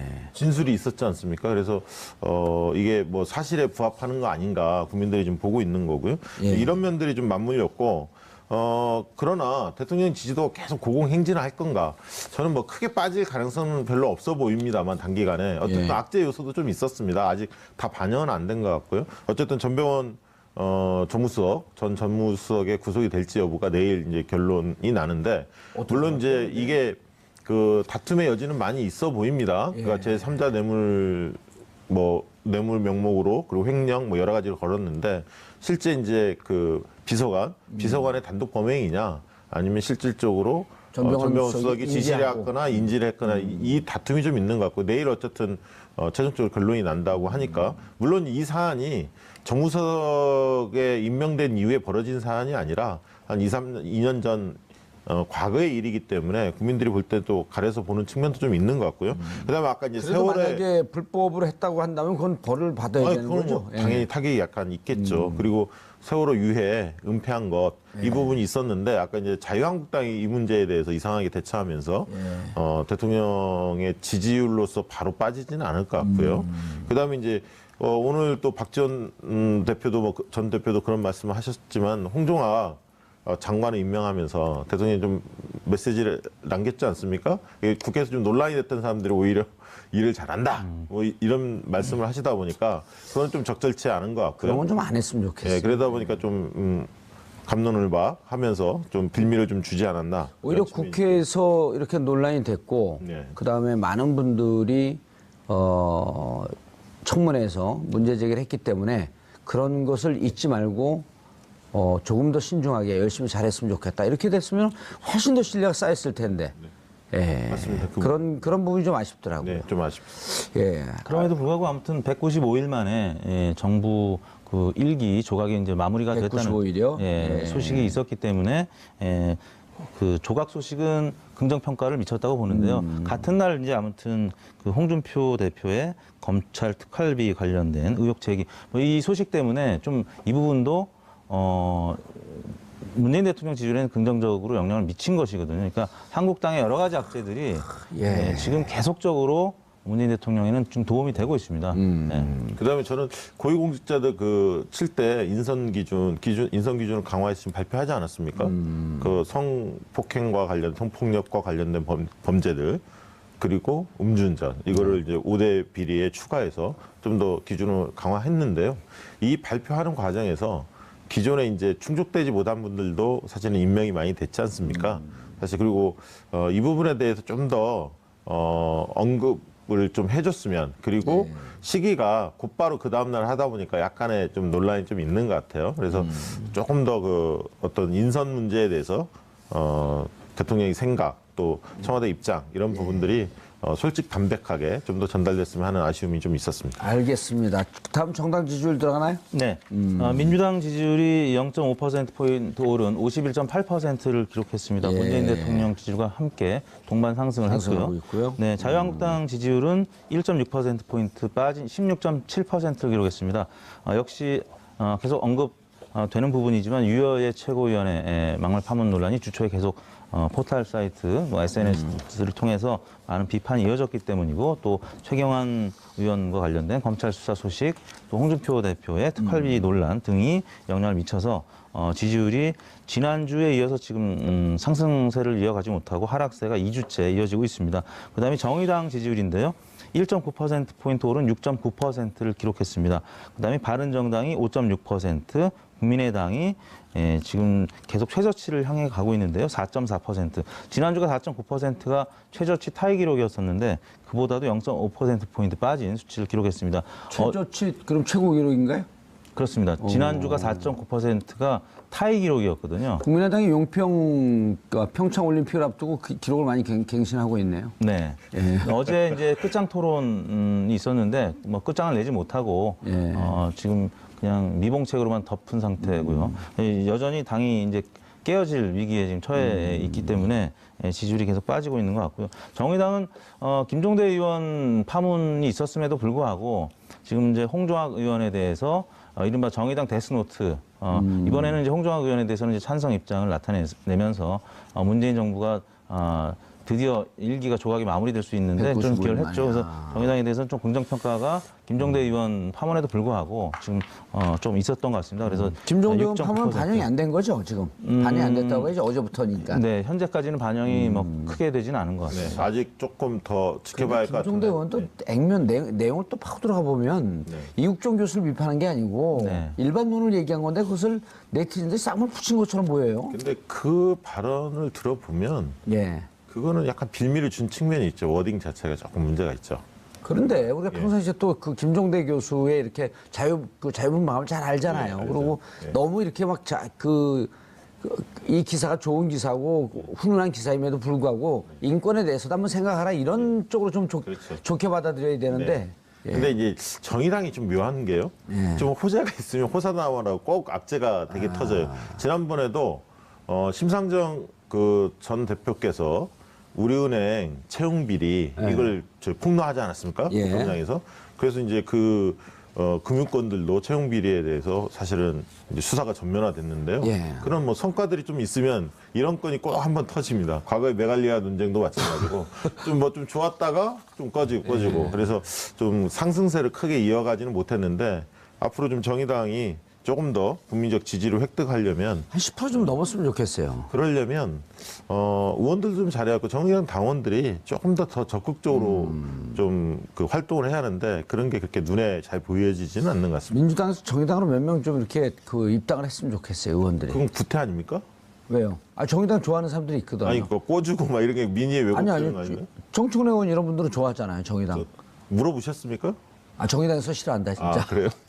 본인은 좋아하는데 정의당에서 싫어한다. 예. 근데 그 이택수 대표님께 한번 여쭤보고 싶은데 제 진행자는 아닙니다만 안철수 지금 대표께서 바른정당하고 이게 통합론이 계속 상당 기간 좀 이어질 것 같은데 안철수 대표 측에서는 어떻게 보실 것 같은 느낌이 드세요? 손해인 것 같으세요? 아니면 이익으로 보실 것 당장은 손해 본다고 생각을 할 것 같아요. 근데 네. 지난번 이제 비밀 여론조사 당내에서 이제 그걸 두 번 했죠. 실시했다가 네. 근데 두 번 다 그렇게 노출을 시켜요? 네. 그러니까 어떻게 보면 이제 좀 오늘도 나왔던데 하나? 의도적인 걸 수도 있죠. 이제 중앙선거론조사 심의위원회 홈페이지에도 등록이 됐었는데요. 아무튼 공개가 됐음에도 불구하고 비밀 여론조사라는 이제 수식어가 여전히 붙고 있는데 그 조사에 따르면 바른정당과 국민의당이 합쳤을 때 시너지가 가장 높은 것으로 나타났고 그리고 2등으로 올라가는 수치를 기록했거든요. 대략 그 1차 아니에요? 1차 10월에 조사했던 거. 이번에도 오늘인가요? 발표 또 나왔습니다. 그 조사 결과 한국 리서치에서 나온 결과. 뭐 그런 조사가 또 있다 긍정적인? 보니까 네, 그 포인트는 두 가지였는데 정당 지지율은 2등으로 올라가는데 야당의 대표 주자가 누구냐라고 물었을 때 전국에서 유승민 대표가 1위였고요. 그다음에 2위가 홍준표, 3위가 안철수였는데 호남에서도 유승민이 1위였고 안철수 대표가 2등인가 이렇게 좀 뒤처지는 것으로 그렇게 그러면 조사가 그렇게 됐습니다. 합당했다가 또 유승민한테 밀리면 또 탈당할 거 아니에요? 근데 이제 지금 봤을 때 안철수 대표는 그 길만이 살 길이다 자기가 차기 대선을 위해서 이렇게 확고하게 생각을 하신 것 같고요. 그러다 보니까 아마 지금 당장의 지지율에 별로 연연해 하지는 않는 것 같아요. 좀 떨어진다 하더라도 어떻게든 통합을 성사시키면 반등할 수 있다. 이런 어떤 희망적인 근거만 가지고 계속 좀 밀어붙이는 거 아닌가. 좀 그렇게 생각이 좀 들고요. 그러면 이게 과연 박지원 전 대표나 정동영, 천정배 등 호남 중진들이 과연 당을 뛰쳐나올 것인가. 이 안 문제가 나오죠. 좀 사실은 관전 포인트인데 물론 그런 분들이 일부는 나올 수는 있습니다만 쉽지는 않을 겁니다, 아마. 왜냐하면 자, 그럼 어떻게 됩니까? 그걸 한번 보시죠. 만약에 뛰쳐나오지 않으면 통합한다고 했을 때 통합은 어떻게 그 전당대회를 거쳐야 되잖아요. 그럼요. 전당대회 거쳐야죠. 그 전당대회에서 반대하면 어떻게 되는 거예요? 반대하면 통합이 좌절되는 거죠. 당대표 사퇴해야죠. 그럼 자중질환으로 쭉 빠질 거 아니에요? 그럼요. 근데 지금의 당원 구조가 예.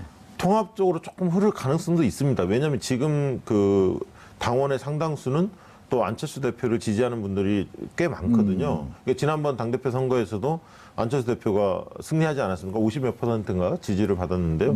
그렇기 때문에 호남 베이스를 가진 당원들도 있지만 안철수 대표를 지지하는 당원이 상당수 있기 때문에 전당대회까지 가면 어떻게 될지는 모르겠고요. 특히 이제 원외 지역위원장의 경우에는 안철수 대표를 지지하는 그룹이 좀 더 많다고 봐야죠. 왜냐하면 호남 대체적 현역들이고 나머지 원외는 호남 외의 지역들의 의원들이기 때문에 거기에서는 어쨌든 연대나 통합이 유일하다 이렇게 보는 분들이 상당수 있을 거라고 보여지기 때문에 만약에 그 국면으로 간다면 박지원 전 대표 같은 경우는 탈당할 가능성이 좀 더 높다고 봐야죠. 예를 들면 마지막 지금 남은 수가 도지사 선거 이런 것들인데요. 자기 정책 계산에서 이게 맞지 않는다면 중진들은 그럴 수 있다고 봅니다. 그러나 이제 호남 초선들의 문제가 있죠. 경쟁력이 높지 않기 때문에 과연 홀로 나와서 몇몇 모였다고 해서 그분들이 차기 총선에 살아남을 수 있을까에 대한 확신이 없죠. 아니 그래도 어쨌든 그쪽으로 갈 수 없으면 20명 정도 수를 맞춰갖고 원내 교섭단체를 만들려고 하는 노력을 하겠죠. 아니, 그러니까 그 새싸움의 문제입니다. 그러니까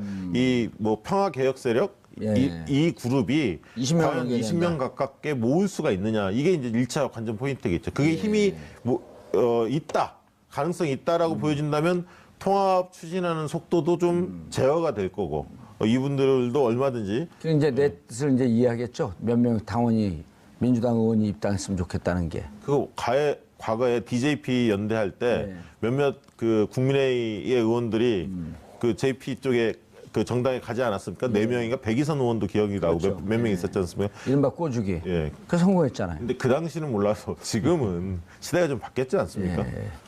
아니 만들고 이제 제가 또 예. 이쪽 새로 탈당하면 제가 또 그 당에 가져오면서 나를 따르러 하면 또 의원들 한 3, 4명. 아직 사면 복권도 안 되셨는데. 안 됐으니까 가는 거죠. 이렇게. 아니 안 됐으니까 가는 거죠. 되면 안 가죠. 그래서 이제 어제 그 끝장 토론 이후에 이제 끝장 토론 내용은 뭐였어요 결국에는 이제 그냥 당을 끝장내자. 예. 근데 이 안철수 대표 측과 예. 또 이제 반대 진영에 있는 측의 셈법은 다른 것 같아요. 그러니까 의원 수는 좀 안철수 대표 측이 불리한 상황이긴 한데 말씀 나왔던 당원들의 투표로 갔을 때는 또 다른 양상이 될 수 있다. 그게 안철수 대표 측근 의원들의 얘기였고요. 그래서 결국에는 뭐 진성 당원들을 상대로 투표를 하자. 이제 결국에는 방법론적으로 여러 가지 논란이 있기 때문에 결론을 내지 통합에 못했는데. 대해서 진성 당원으로 당원 당규가 있을 거 아니에요. 예, 당원 투표로 가자는 거죠. 근데 거기에 대해서는 또 이제 반대 측 의원들은 입장을 달리하고 있는 것이고. 어떻게요? 왜냐하면요, 이게 당원 투표가 최고 의사결정 기구라는 게 없어요. 없죠. 전당대회만 전당대회 있고 되는 당원 거죠. 투표는 참고 자료거든요. 예. 사실은 당원들 뜻이 이러니까 반영해서 우리가 끌고 가자. 상무위원회 회의 이런 것도 위임받지 않고서는 무조건 이런 거 당의 그렇죠. 통합이나 당의 해산 이런 거는 전당대회에서 결정을 해야 되는 거 아니에요? 네. 그렇죠. 맞습니다. 예. 안철수 대표가 이런 정당 이런 흐름 이 규정을 할까요? 근데 과거에는 뭐 그런 발언도 있더라고요. 과거에는 문재인과 안철수 그 문재인 대표 시절에 논란이 벌어졌을 때 이제 문재인 대표가 당원 뜻을 좀 묻자 뭐 이런 거를 했을 때는 또 반대했었고 안철수 당시에 그 의원께서는 그래서 이제 이 정치적인 어떤 상황에 따라서 태도들을 계속 바꿔오는 거 아니냐 표리부동하다 뭐 이런 어떤 비판들도 있습니다. 한 인터넷 매체 보도를 보니까 이제 예. 국민의당 의원들이 그 교섭단체를 국민의당 교섭단체에서 이탈을 해서 별도 교섭단체를 구성한다. 탈당은 하지 않고 뭐 그런 얘기까지 나오더라고요. 만약 그렇게 되면 사실상 뭐 당이 깨지는 건데 만약에 반대하는 분들이 반대하는 분들이 한 20여 명이 나와서 탈당하지 않고 탈당하지 않고 국민의당 교섭단체에서 이탈을 한다. 그게 가능한가요? 예, 법적으로 그게 과거 전례가 있더라고요. 열린우리당 때 김현미 의원이 잠시 교섭단체에서 이탈한 적이 있는데 그렇게 되면 국민의당은 당은 있는데 교섭단체 안철수 대표 중심으로 한 의원들의 교섭단체는 무력화되는 것이고요. 뭐 그런 차원이라면 안철수 대표 입장에서도 바른정당이랑 어떻게든 합쳐서 교섭단체를 구성해야 되는 것이죠. 교섭단체 구성이 안 되겠죠. 예를 들어 10명이고 저쪽에 이쪽하고 합하게 되면 떠날 사람들이 또 한 5명 그렇죠. 되거든요. 그럼 간당간당해지는 겁니다. 20명이. 간당간당하지 않고 18 내지 19 정도 되겠죠. 그래야지 이게 정상적인 네. 모습이죠. 당을 갖고 네.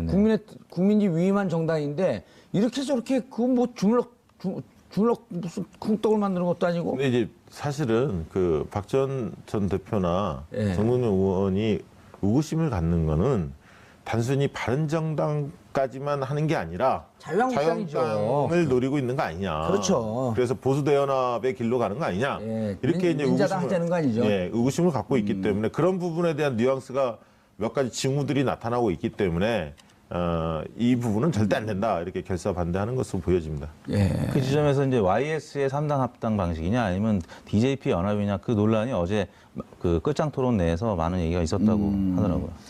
박 전 대표 같은 경우는 야당에 지금 유력한 주자가 없기 때문에 이렇게 묶어서 본인이 그 주자가 되려고 한다. 그런데 또 막상 여론조사하면 유승민이라면서요. 네, 그렇습니다. 그걸 전문용어로 죽 써서 개준다는 거 아니에요? 예? 그러니까 그만큼 이제 호남에 다녀오면요. 예. 실제로 이제 안철수 대표에 대해서 호남 민심이 어떤지 저도 이제 호남에 갈 기회가 있으니까 이게 건네보면 과거 대선 때하고는 사뭇 다릅니다. 공기 자체가 다르고요. 반응 자체가 다릅니다. 그러니까 바로 대답을 바로 안 합니다. 이렇게 좋든 싫든 별 관심 없다. 이런 어떤 태도들을 많이 볼 수가 있습니다. 뭘 하든 뭘 하든지 대세 지장 없고 좀 정치 건 뒤로 이제 퇴진해라. 그러니까 차기에 염두에 두는 사람이 아니다라는 인식이 상당히 형성돼 있는 것 같습니다. 알겠습니다.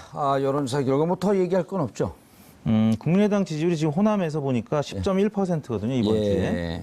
민주당 지지율이 64.5%고요. 예. 그러니까 자유한국당 5%. 알겠습니다. 국민의당 그것만 10%. 얘기하면 됩니다. 별 차이가 없는 거 봐서는 예. 국민의당이 지금 호남에서도 굉장히 열악한 환경에 처해 있다고 봐요. 알겠습니다. 자, 여론조사 정기적으로 하는 다음 주에 다시 뵙고 두 분 인사하세요. 네, 예. 예. 자, 감사합니다. 11월 23일 목요일 정봉주의 품격시대 마치겠습니다. 자, 수능 본 학생들 여러분, 오늘 기분 좋지만 그래도 마음껏 뛰놀면서 사고 나지 않게 조심해 주시기 바라겠습니다. 감사합니다. 가 되어 있는 서류 봉투에다가 인편으로 해갖고 전달한다거나 아니면 작전이나 이런 것들을 하는 비밀리에 쓰는 국방부 전산망을 통해 가지고 보고를 했다라고 지금 이야기를 하고 있는 상황이고요. 그렇기 때문에 사실은 이와 관련된 블랙백을 통해 갖고 전달했잖아요. 맞습니다. 네, 그러니까 이해할 수 없다라는 거죠. 단순하게 이 밑에 있는 사람들의 어떤 진술만 있고 그런 진술만 있는 상황에서 부인을 한다라고 하면 모르겠습니다. 그런 것이 아니라 김관지 전 장관이 심지어는 보고를 받았다고 본인이 읽었다라고 사인까지 체크까지 한 그런 것까지 있는데도 불구하고 관여가 입증이 안 된다? 이해할 수 없는 거죠. 이해할 수가 없는 게 아니라 잘못된 거죠. 자, 이 심광렬 이분은 어떻게 해야 됩니까? 그러면 아무런 대처를 못 취하나요? 아무런 대책이 없죠. 그 이제 유일한 대책은 지금 이제 국민들이 덜 끓는 여론이죠. 예. 그리고 지금 온라인상에서 별로 이렇게 뜨겁지 않지 않나요? 아니 오늘 뭐 하루 종일 좀 뜨거운 것 같은데요. 굉장히 이것 때문에 뭐 방송도 그렇고 모든 곳에서. 근데 그럼 신광렬 부장판사죠? 수석 부장판사입니다. 수석 고법 부장으로 갔다가 고법에서 이제 서울중앙지검 수석 부장판사 같은 경우에는 한 등급 높은 직급이어서 고법 부장이 지금 하고 있습니다. 예. 그렇다고 한다면 지금 이 시간에 실검 순위에 올라오지도 않았어요. 어젯밤에 이미 풀려나서 시간이 좀 지났죠.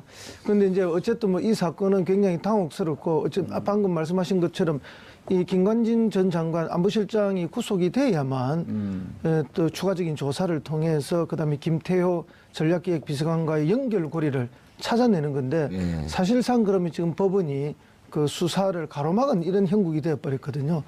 그러다 이제 드디어 꼬리 자르기에 성공하는 것이 아닌가. 그러면 이제 가장 지금 수사가 한계에 봉착하는 그런 국면으로 왔다 보입니다.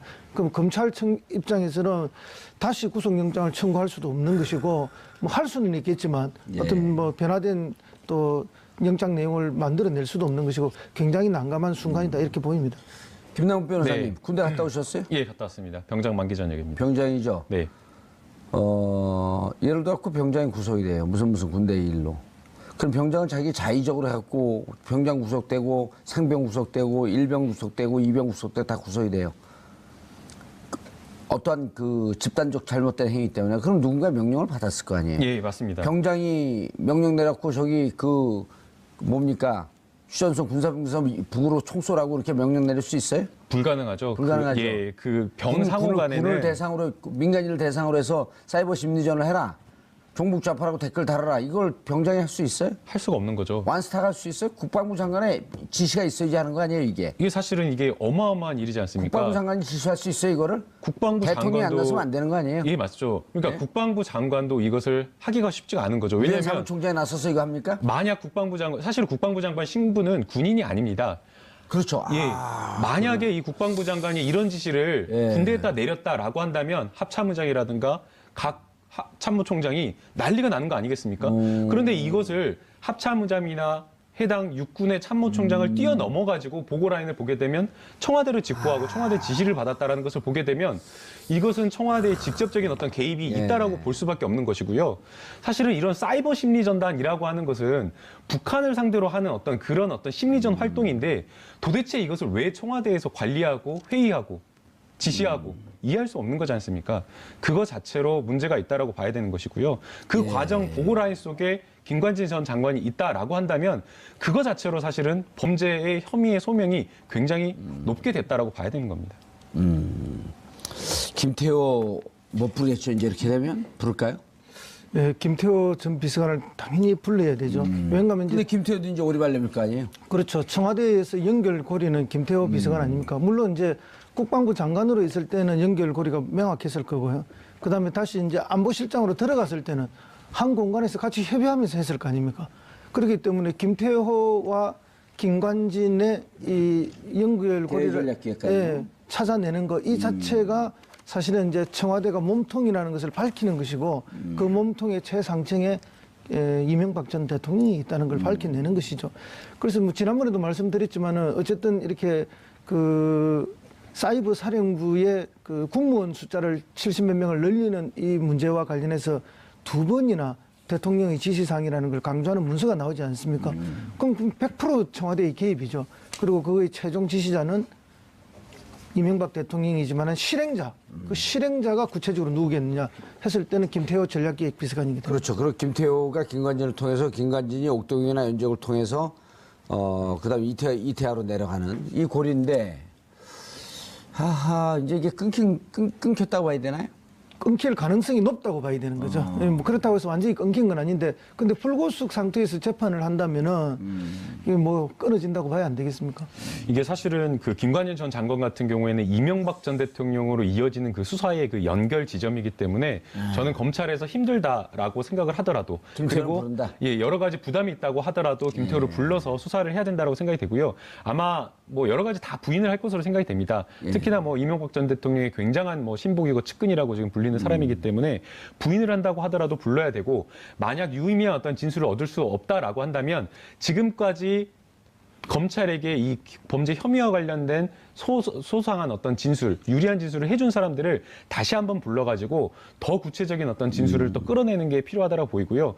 그래서 어떤 그 진술이나 이런 것들, 그리고 또 빠뜨렸던 서류가 있다라고 한다. 구속된 사람도 변호사 접견을 하고 자기 증거를 해서 변호사를 통해서 방어권을 충분히 발휘하고 있고, 그다음에 구속하는 이유는 증거인멸이나 공범들과 말맞춤, 이 다음에 김태호 지금 그 전략기획관이 지금 소환 임박한 거 아니에요? 네, 그러니까 이게 문제가 되는 게 뭐냐면, 저희가 이제 증거 기록을 꼼꼼히 보지 않는다고 하더라도 보도가 된 내용만 보더라도 사실은 이 김관진 전 장관에 대한 정치 관여가 인정이 되고 있습니다. 왜 그러냐면 저기도 보세요. 또 그다음에 단순하게 그 사이버 심리 전단에 그 일을 했던 사람들이 그건 좀 이따 얘기하고 일단 우리 PD들이 저 그래프 빨리 가져가려고 그래요. 빨리 얘기해. 증거 인멸에 염려가 있다 그랬어요. 강병 판사는. 그런데 신강렬 부장판사는 뭐라 그랬어요? 주거가 일정하고 도망하거나 증거 인멸 염려가 없다라고 지금 이걸 평가를 하는데요. 근데 박근혜 대통령 주거가 일정하지 않아서 구속시켰네요. 뭐 중간에 이사 갔잖아요. 삼성동에서. 근데 이제 그 영장 나온 후에 이사를 가지고. 이제 이 증거 인멸의 우려가 있다라고 하는 것이 이게 추상적으로 평가를 하는 겁니다. 사실 이제 저도 이 영장실질심사 들어갔을 때 아니 회사를 잘 다니고 있고 한 번도 결근한 적이 없고 초범이고 그런데도 불구하고 사실은 이 부분에 대해서 영장이 발부가 된 경우가 많았습니다. 그래서 이제 제가 직접 영장 발부한 판사한테 전화 걸어가지고 도대체 왜 이렇게 주거도 확실하고 초범이고 그다음에 회사도 한 번도 결근 안 하고 잘 다니는 사람이 증거인멸에 우려가 있다라고 평가를 하느냐, 도주 우려가 있다고 평가를 하느냐 제가 이제 물어보니까 이것은 추상적인 평가라고 이야기를 한 겁니다. 사람 마음속에 들어가 볼 수가 없는 거지 않습니까? 그렇기 때문에 이것을 어떤 사람의 어떤 객관적인 지표를 보고 평가를 하는 것이 아니라 중대한 범죄와 관련해서 이 사람이 이 범죄의 혐의가 충분히 소명되는데도 불구하고 부인을 하고 있다라고 한다면 증거의 인멸의 우려라든가 아니면 도주의 우려가 높다라고 평가를 할 수밖에 없다라는 거죠. 예. 지금 이 사안 마찬가지도 이 사안 자체도 김관진 전 장관 같은 경우에는 이미 2012년, 13년도에 한 번 수사가 될 것을 군에서 그걸 한 번 막은 사실이 있지 않습니까? 거기까지 수사가 됐어야 되는데 그럼 이러한 어떤 정황들이 있다라고 한다면 영장 전담 판사도 충분히 기록이 나와 있다라고 한다면 이것을 함께 종합적으로 판단을 했어야 되는데 그러지 않았다는 점에서 사실은 너무나 이례적이고 납득하기가 조금 어렵다라고 봐야 됩니다. 그래서 여기서 이제 우리가 흔히 법관은 법률과 양심에 따라서 재판한다. 이 재판이 뭐 여러 재판도 있을 수 있지만 이런 구속 적법심도 일종의 재판이라 보는 거 아닙니까? 그럼요. 그렇죠. 그렇다면은 법률과 양심에 따라서 한다 했는데 지금 뭐 법률과 양심, 이 사람의 법률과 양심 다르고 저 사람의 법률과 양심이 다르냐 이런 판단을 국민들은 하게 되는 거죠. 예. 그런 면에서 보면 이 둘 중에 한 명은 법률과 양심이란 이름 뒤에 숨어서 어떤 사적 관계의 사람의 이해관계를 챙겨준 것이 아닌가 하는 이런 오해를 지금 할 수 있는 그런 장면이 벌어졌다고 봅니다. 아, 이런 말씀이시네. 강부영 판사는 구속영장을 발부를 했고, 그 다음에 누군가 이번에 차장? 신광열 부장판사.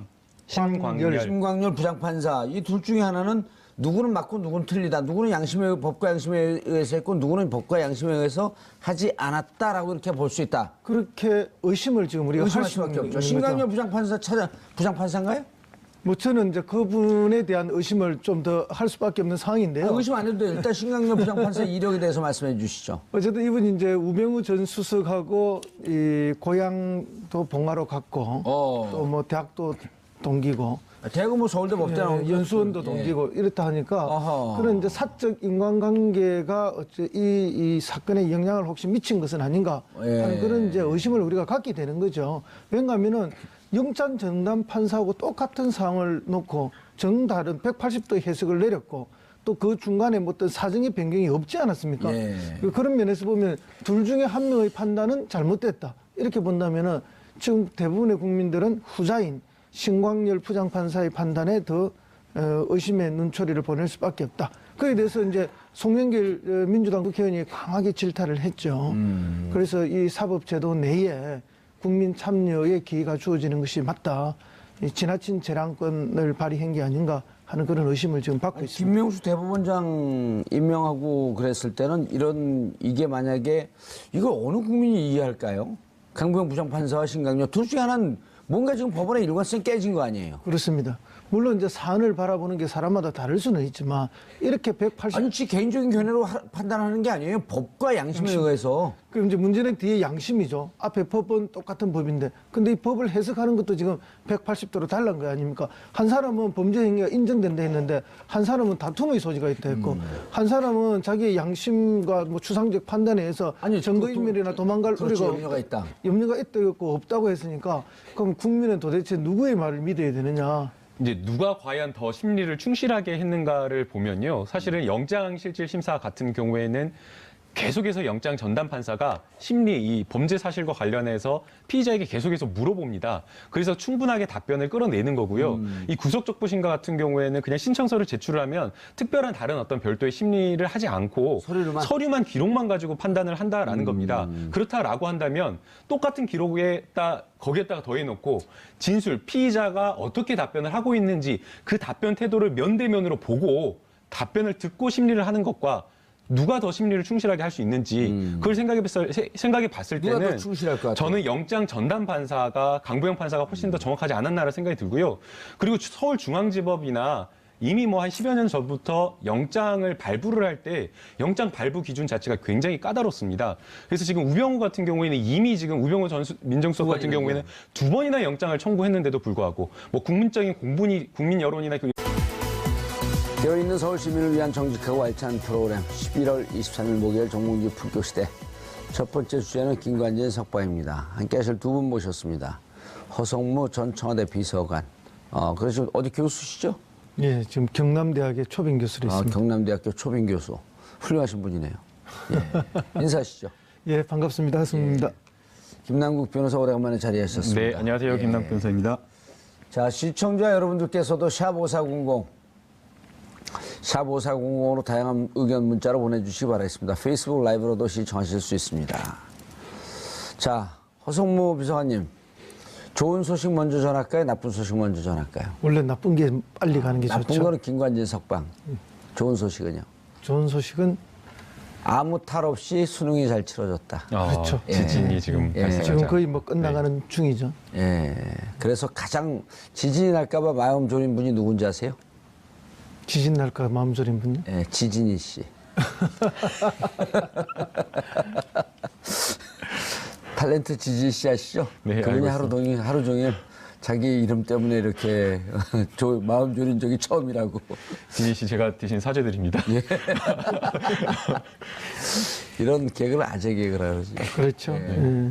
사실은 저도 마음 졸였습니다. 예. 예. 다들 뭐 일주일간 얼마나 연기되면서 그러면, 예. 걱정도 많고 힘도 들었는데 무사히 잘 치러지는 게 최고죠. 그리고 또 저는 이제 교육계 오랫동안 종사하다 보니까 시험 연기된 날 보도에 한 학원에 재수하던 학생들이 얼마나 지겹겠어요. 참고서를 다 버린 거야. 그게 한 교실에 이렇게 참고서가 쌓여있던 그 장면이 사진으로 나왔거든요. 그렇죠. 화면에 나왔죠. 그 학생들이 그 심정이 얼마나 지겨운 그 책을 버렸는데. 저는 그거 보면서 이제 그 생각도 했지만 우리 요즘 많이 쓰는 말 중에 끝날 때까지 끝난 것이 아니다 하는 그 생각이 났어요. 이번에 김관진. 예, 적폐청산도 마찬가지입니다. 끝날 때까지 끝난 것이 아니다. 그래서 또 경각심을 가지고 예. 잘 대응해야 되겠다. 그래서 그 리쌍 노래 그런 게 있잖아. 이게 끝난 게 아니야. 내가 웃는 게 아니야. 실수했네. 알겠습니다. 자, 변호사님한테 먼저 물어봐야겠는데요. 아주 이례적인 이상한 일이 벌어졌어요. 네, 너무나 희한한 일인데요. 이제 구속적부심으로 석방이 된 건데 이 구속적부심이라는 것이 체포나 구속에 있어서 자, 적부심이란 말 자체가 구속, 적합하냐, 부적합하냐, 적부심 이것을 심의한다. 맞습니다. 예. 네, 간단하게 말씀해 주셨는데 적합하냐, 그거 구속시켰는데 나 이거 부당하다. 그냥 항의한 거예요. 그럼 적합하냐, 부적합하냐를 심의하는 건데 부적합하면 왜 당초 왜 구속영장을 발부했어요? 그러니까 사실은 이제 이 구속적부심이라는 게 저도 이제 변호사를 하면서 예. 딱 한 차례 해봤는데요. 구속적부심이라는 게 있기는 한 제도이지만 법원에서 구속영장을 발부를 했는데 이것에 대해서 다시 구속적부심을 청구를 한다라고 하는 것은 생각하기가 어렵고요.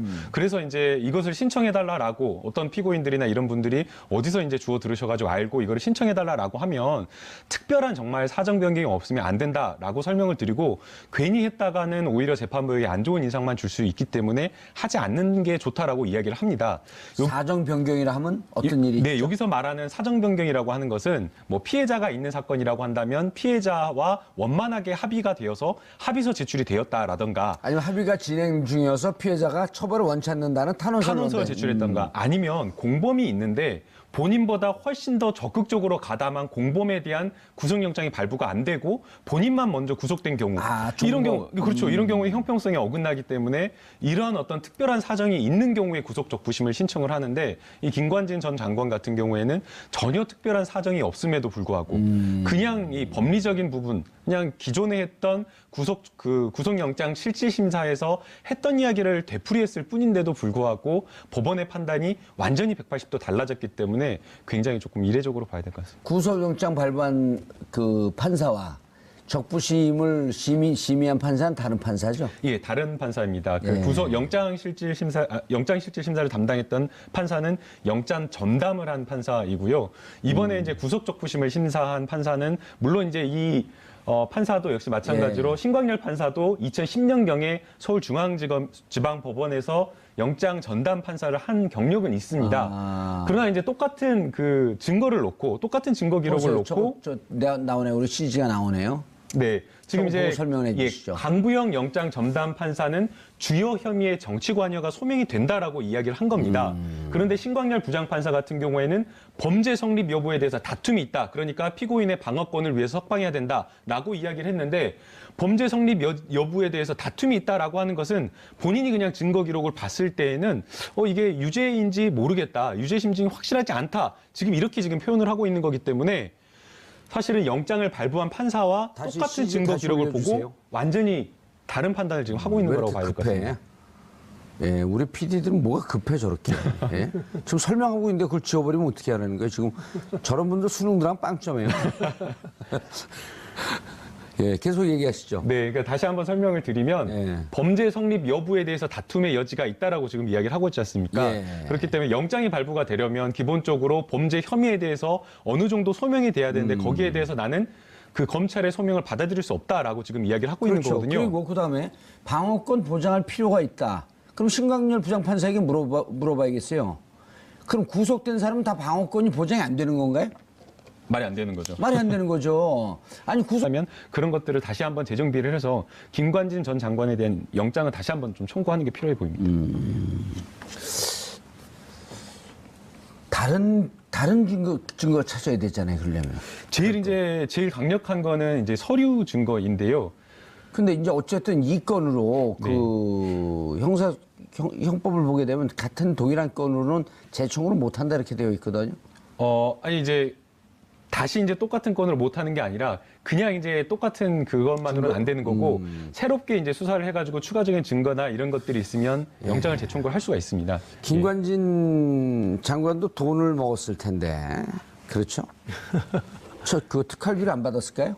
당연히 봤죠. 받았을 것 예, 같습니다. 그 특활비 증거가 나오면 딱 떨어지는데 제가 한번 찾아볼까요? 근데 이제 이 국정원에서 온 특활비를 받았을런지 아니면 이제 국방부 내에 특활비를 썼을지 그거는 알 수가 없는데 아마도 국방부 내에도 특활비가 있기 있죠. 때문에 근데 그걸 써서 그거는 이제 또 내부에서 노출되니까 경력금을 좀 받지 않았을까? 가능성은 충분히 있죠. 왜냐하면 지금 국정원이 지난 그 앞 대선이죠. 대선에서 어쨌든 국군 사이버 사령부를 움직이기 위해서 국정원에 돈을 많이 썼지 않습니까? 예. 그렇다면 그게 이제 사이버 사령부를 넘어서 김관진 전 장관이나 안보실장에까지도 전달됐을 가능성, 개연성은 남아있다고 봅니다. 그래서 이제 그런 결정적 증거가 나온다면 이거는 뭐 완벽하게 어떤 수사가 되겠죠. 근데 이제 사실은 지금 이 부장판사님 왜 이런 판단을 내렸는지 우리가 뭐 짐작만 여러 가지를 하고 있지만 만약에 이 부장판사님의 판단대로 범죄 소명에 뭐 다툴 여지가 있다. 범죄 이렇게 해서 무죄라는 심정을 가지고 이렇게 했다면은 그러면 사이버 사령부가 아주 독자적으로 댓글 사업을 했다는 거 아닙니까? 공작을 했다는 건데 그럼 사이버 사령부가 합참의장이나 또 육군 참모총장의 지시도 없이 또 청와대의 지시도 없이 독자적으로 국방장의 지시 없이 했다면은 그거야말로 거의 뭐 이게 군기문란이고 준반란에 가까운 게 국정농단이죠. 예, 농단을 넘어서 이거는 뭐 거의 준반란에 가까운 짓을 한 거 아닙니까? 그럼 국군 통수권이 어디로 간지 흔적도 없어진 거 아니? 그렇죠. 이건 있을 수 없는 일이죠. 국기문란 중에 국기문란인데 만약에 그 판사님의 생각대로라면은 그럼 이 사건이 그야말로 사이버 사령부에 독자적으로 일어나서 독자적으로 진행된 진짜 어처구니 없는 그런 수준이다. 이건 어느 국민이 납득할 수 있겠습니까? 예. 김남국 변호사님 네. 모처럼 나왔으니까 오늘 이따 끝날 때 네. 심강렬 차장 형사수석부장. 고법 네. 부장판사인데 이분한테 욕만 하지 말고 육두문자를 쓰게 되면 이제 우리가 그 방송에서 잘려요. 김남국 변호사는 안 잘려요. 제가 잘려요. 이 자리가 탐나면 욕을 하셔도 되고 이 자리가 탐나지 않으면 이따가 영상 편지 그런 분들한테 편지 보내기도 싫은데 영상 택배. 영상 택배. 예. 그렇죠? 네. 영상 택배 한번 날려주세요. 네, 알겠습니다. 보든 말든. 예. 국민들은 보고 있습니다. 알겠습니다. 좀 준비하고 계세요. 네. 제가 이제 지금부터 질문 안 할 테니까. 자, 우수석 소환은 어떻게 되고 있죠?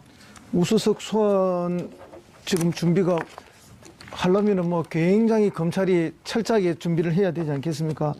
어쨌든 이제 추명호 전 국익정보국장이죠.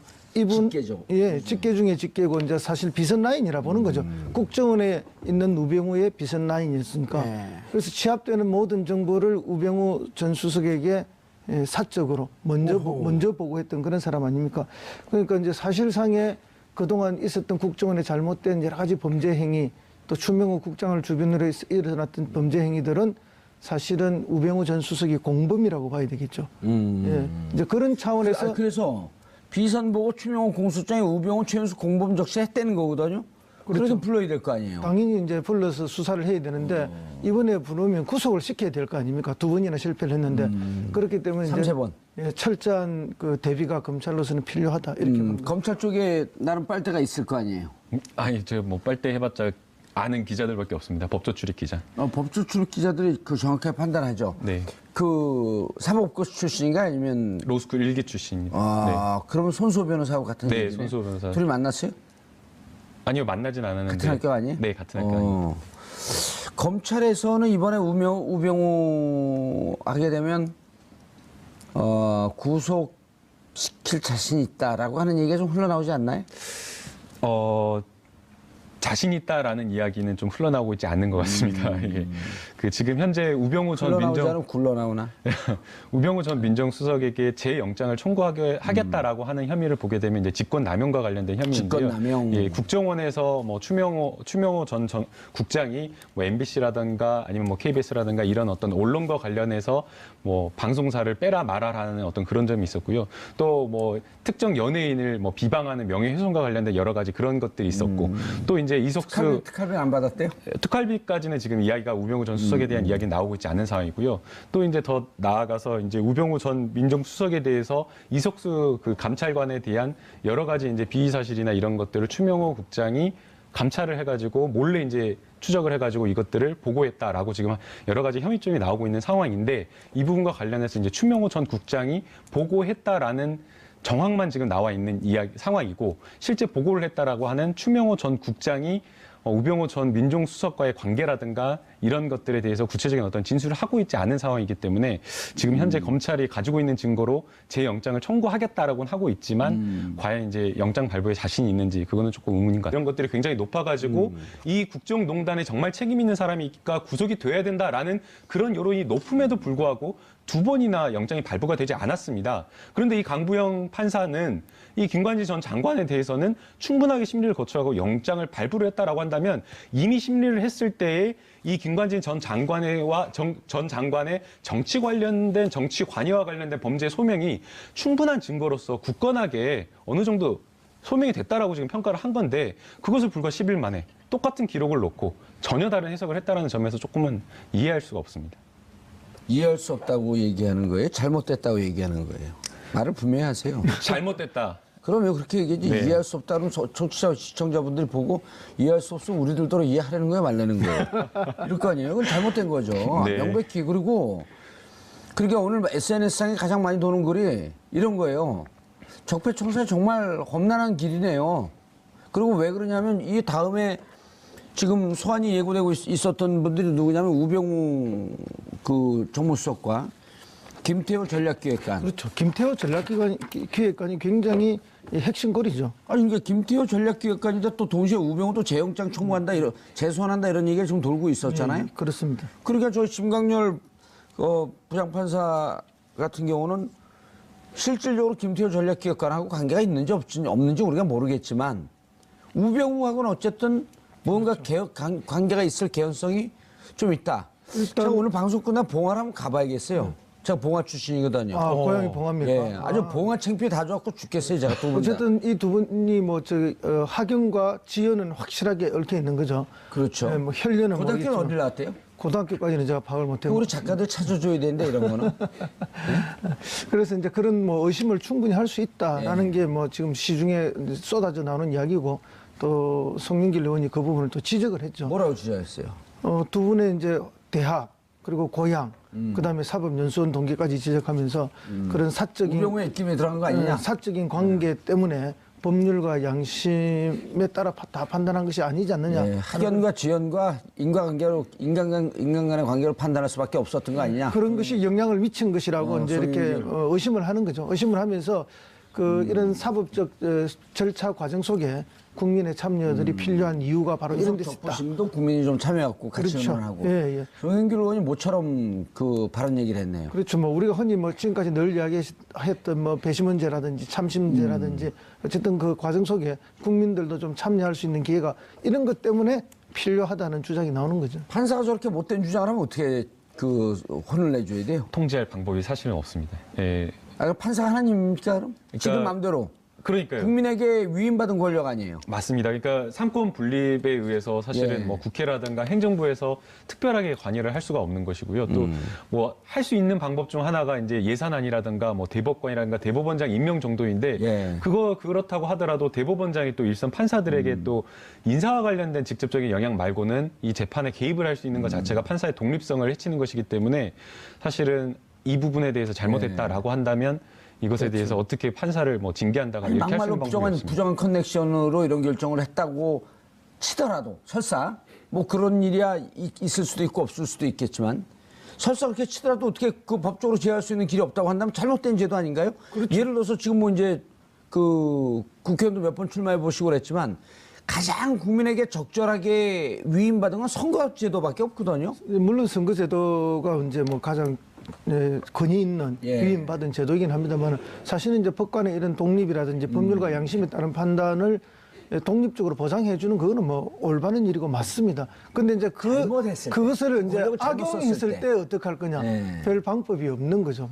이제 그런 뭐 어떠한 좋은 제도를 만들어도 그 제도를 악용하는 거는 방법이 없다.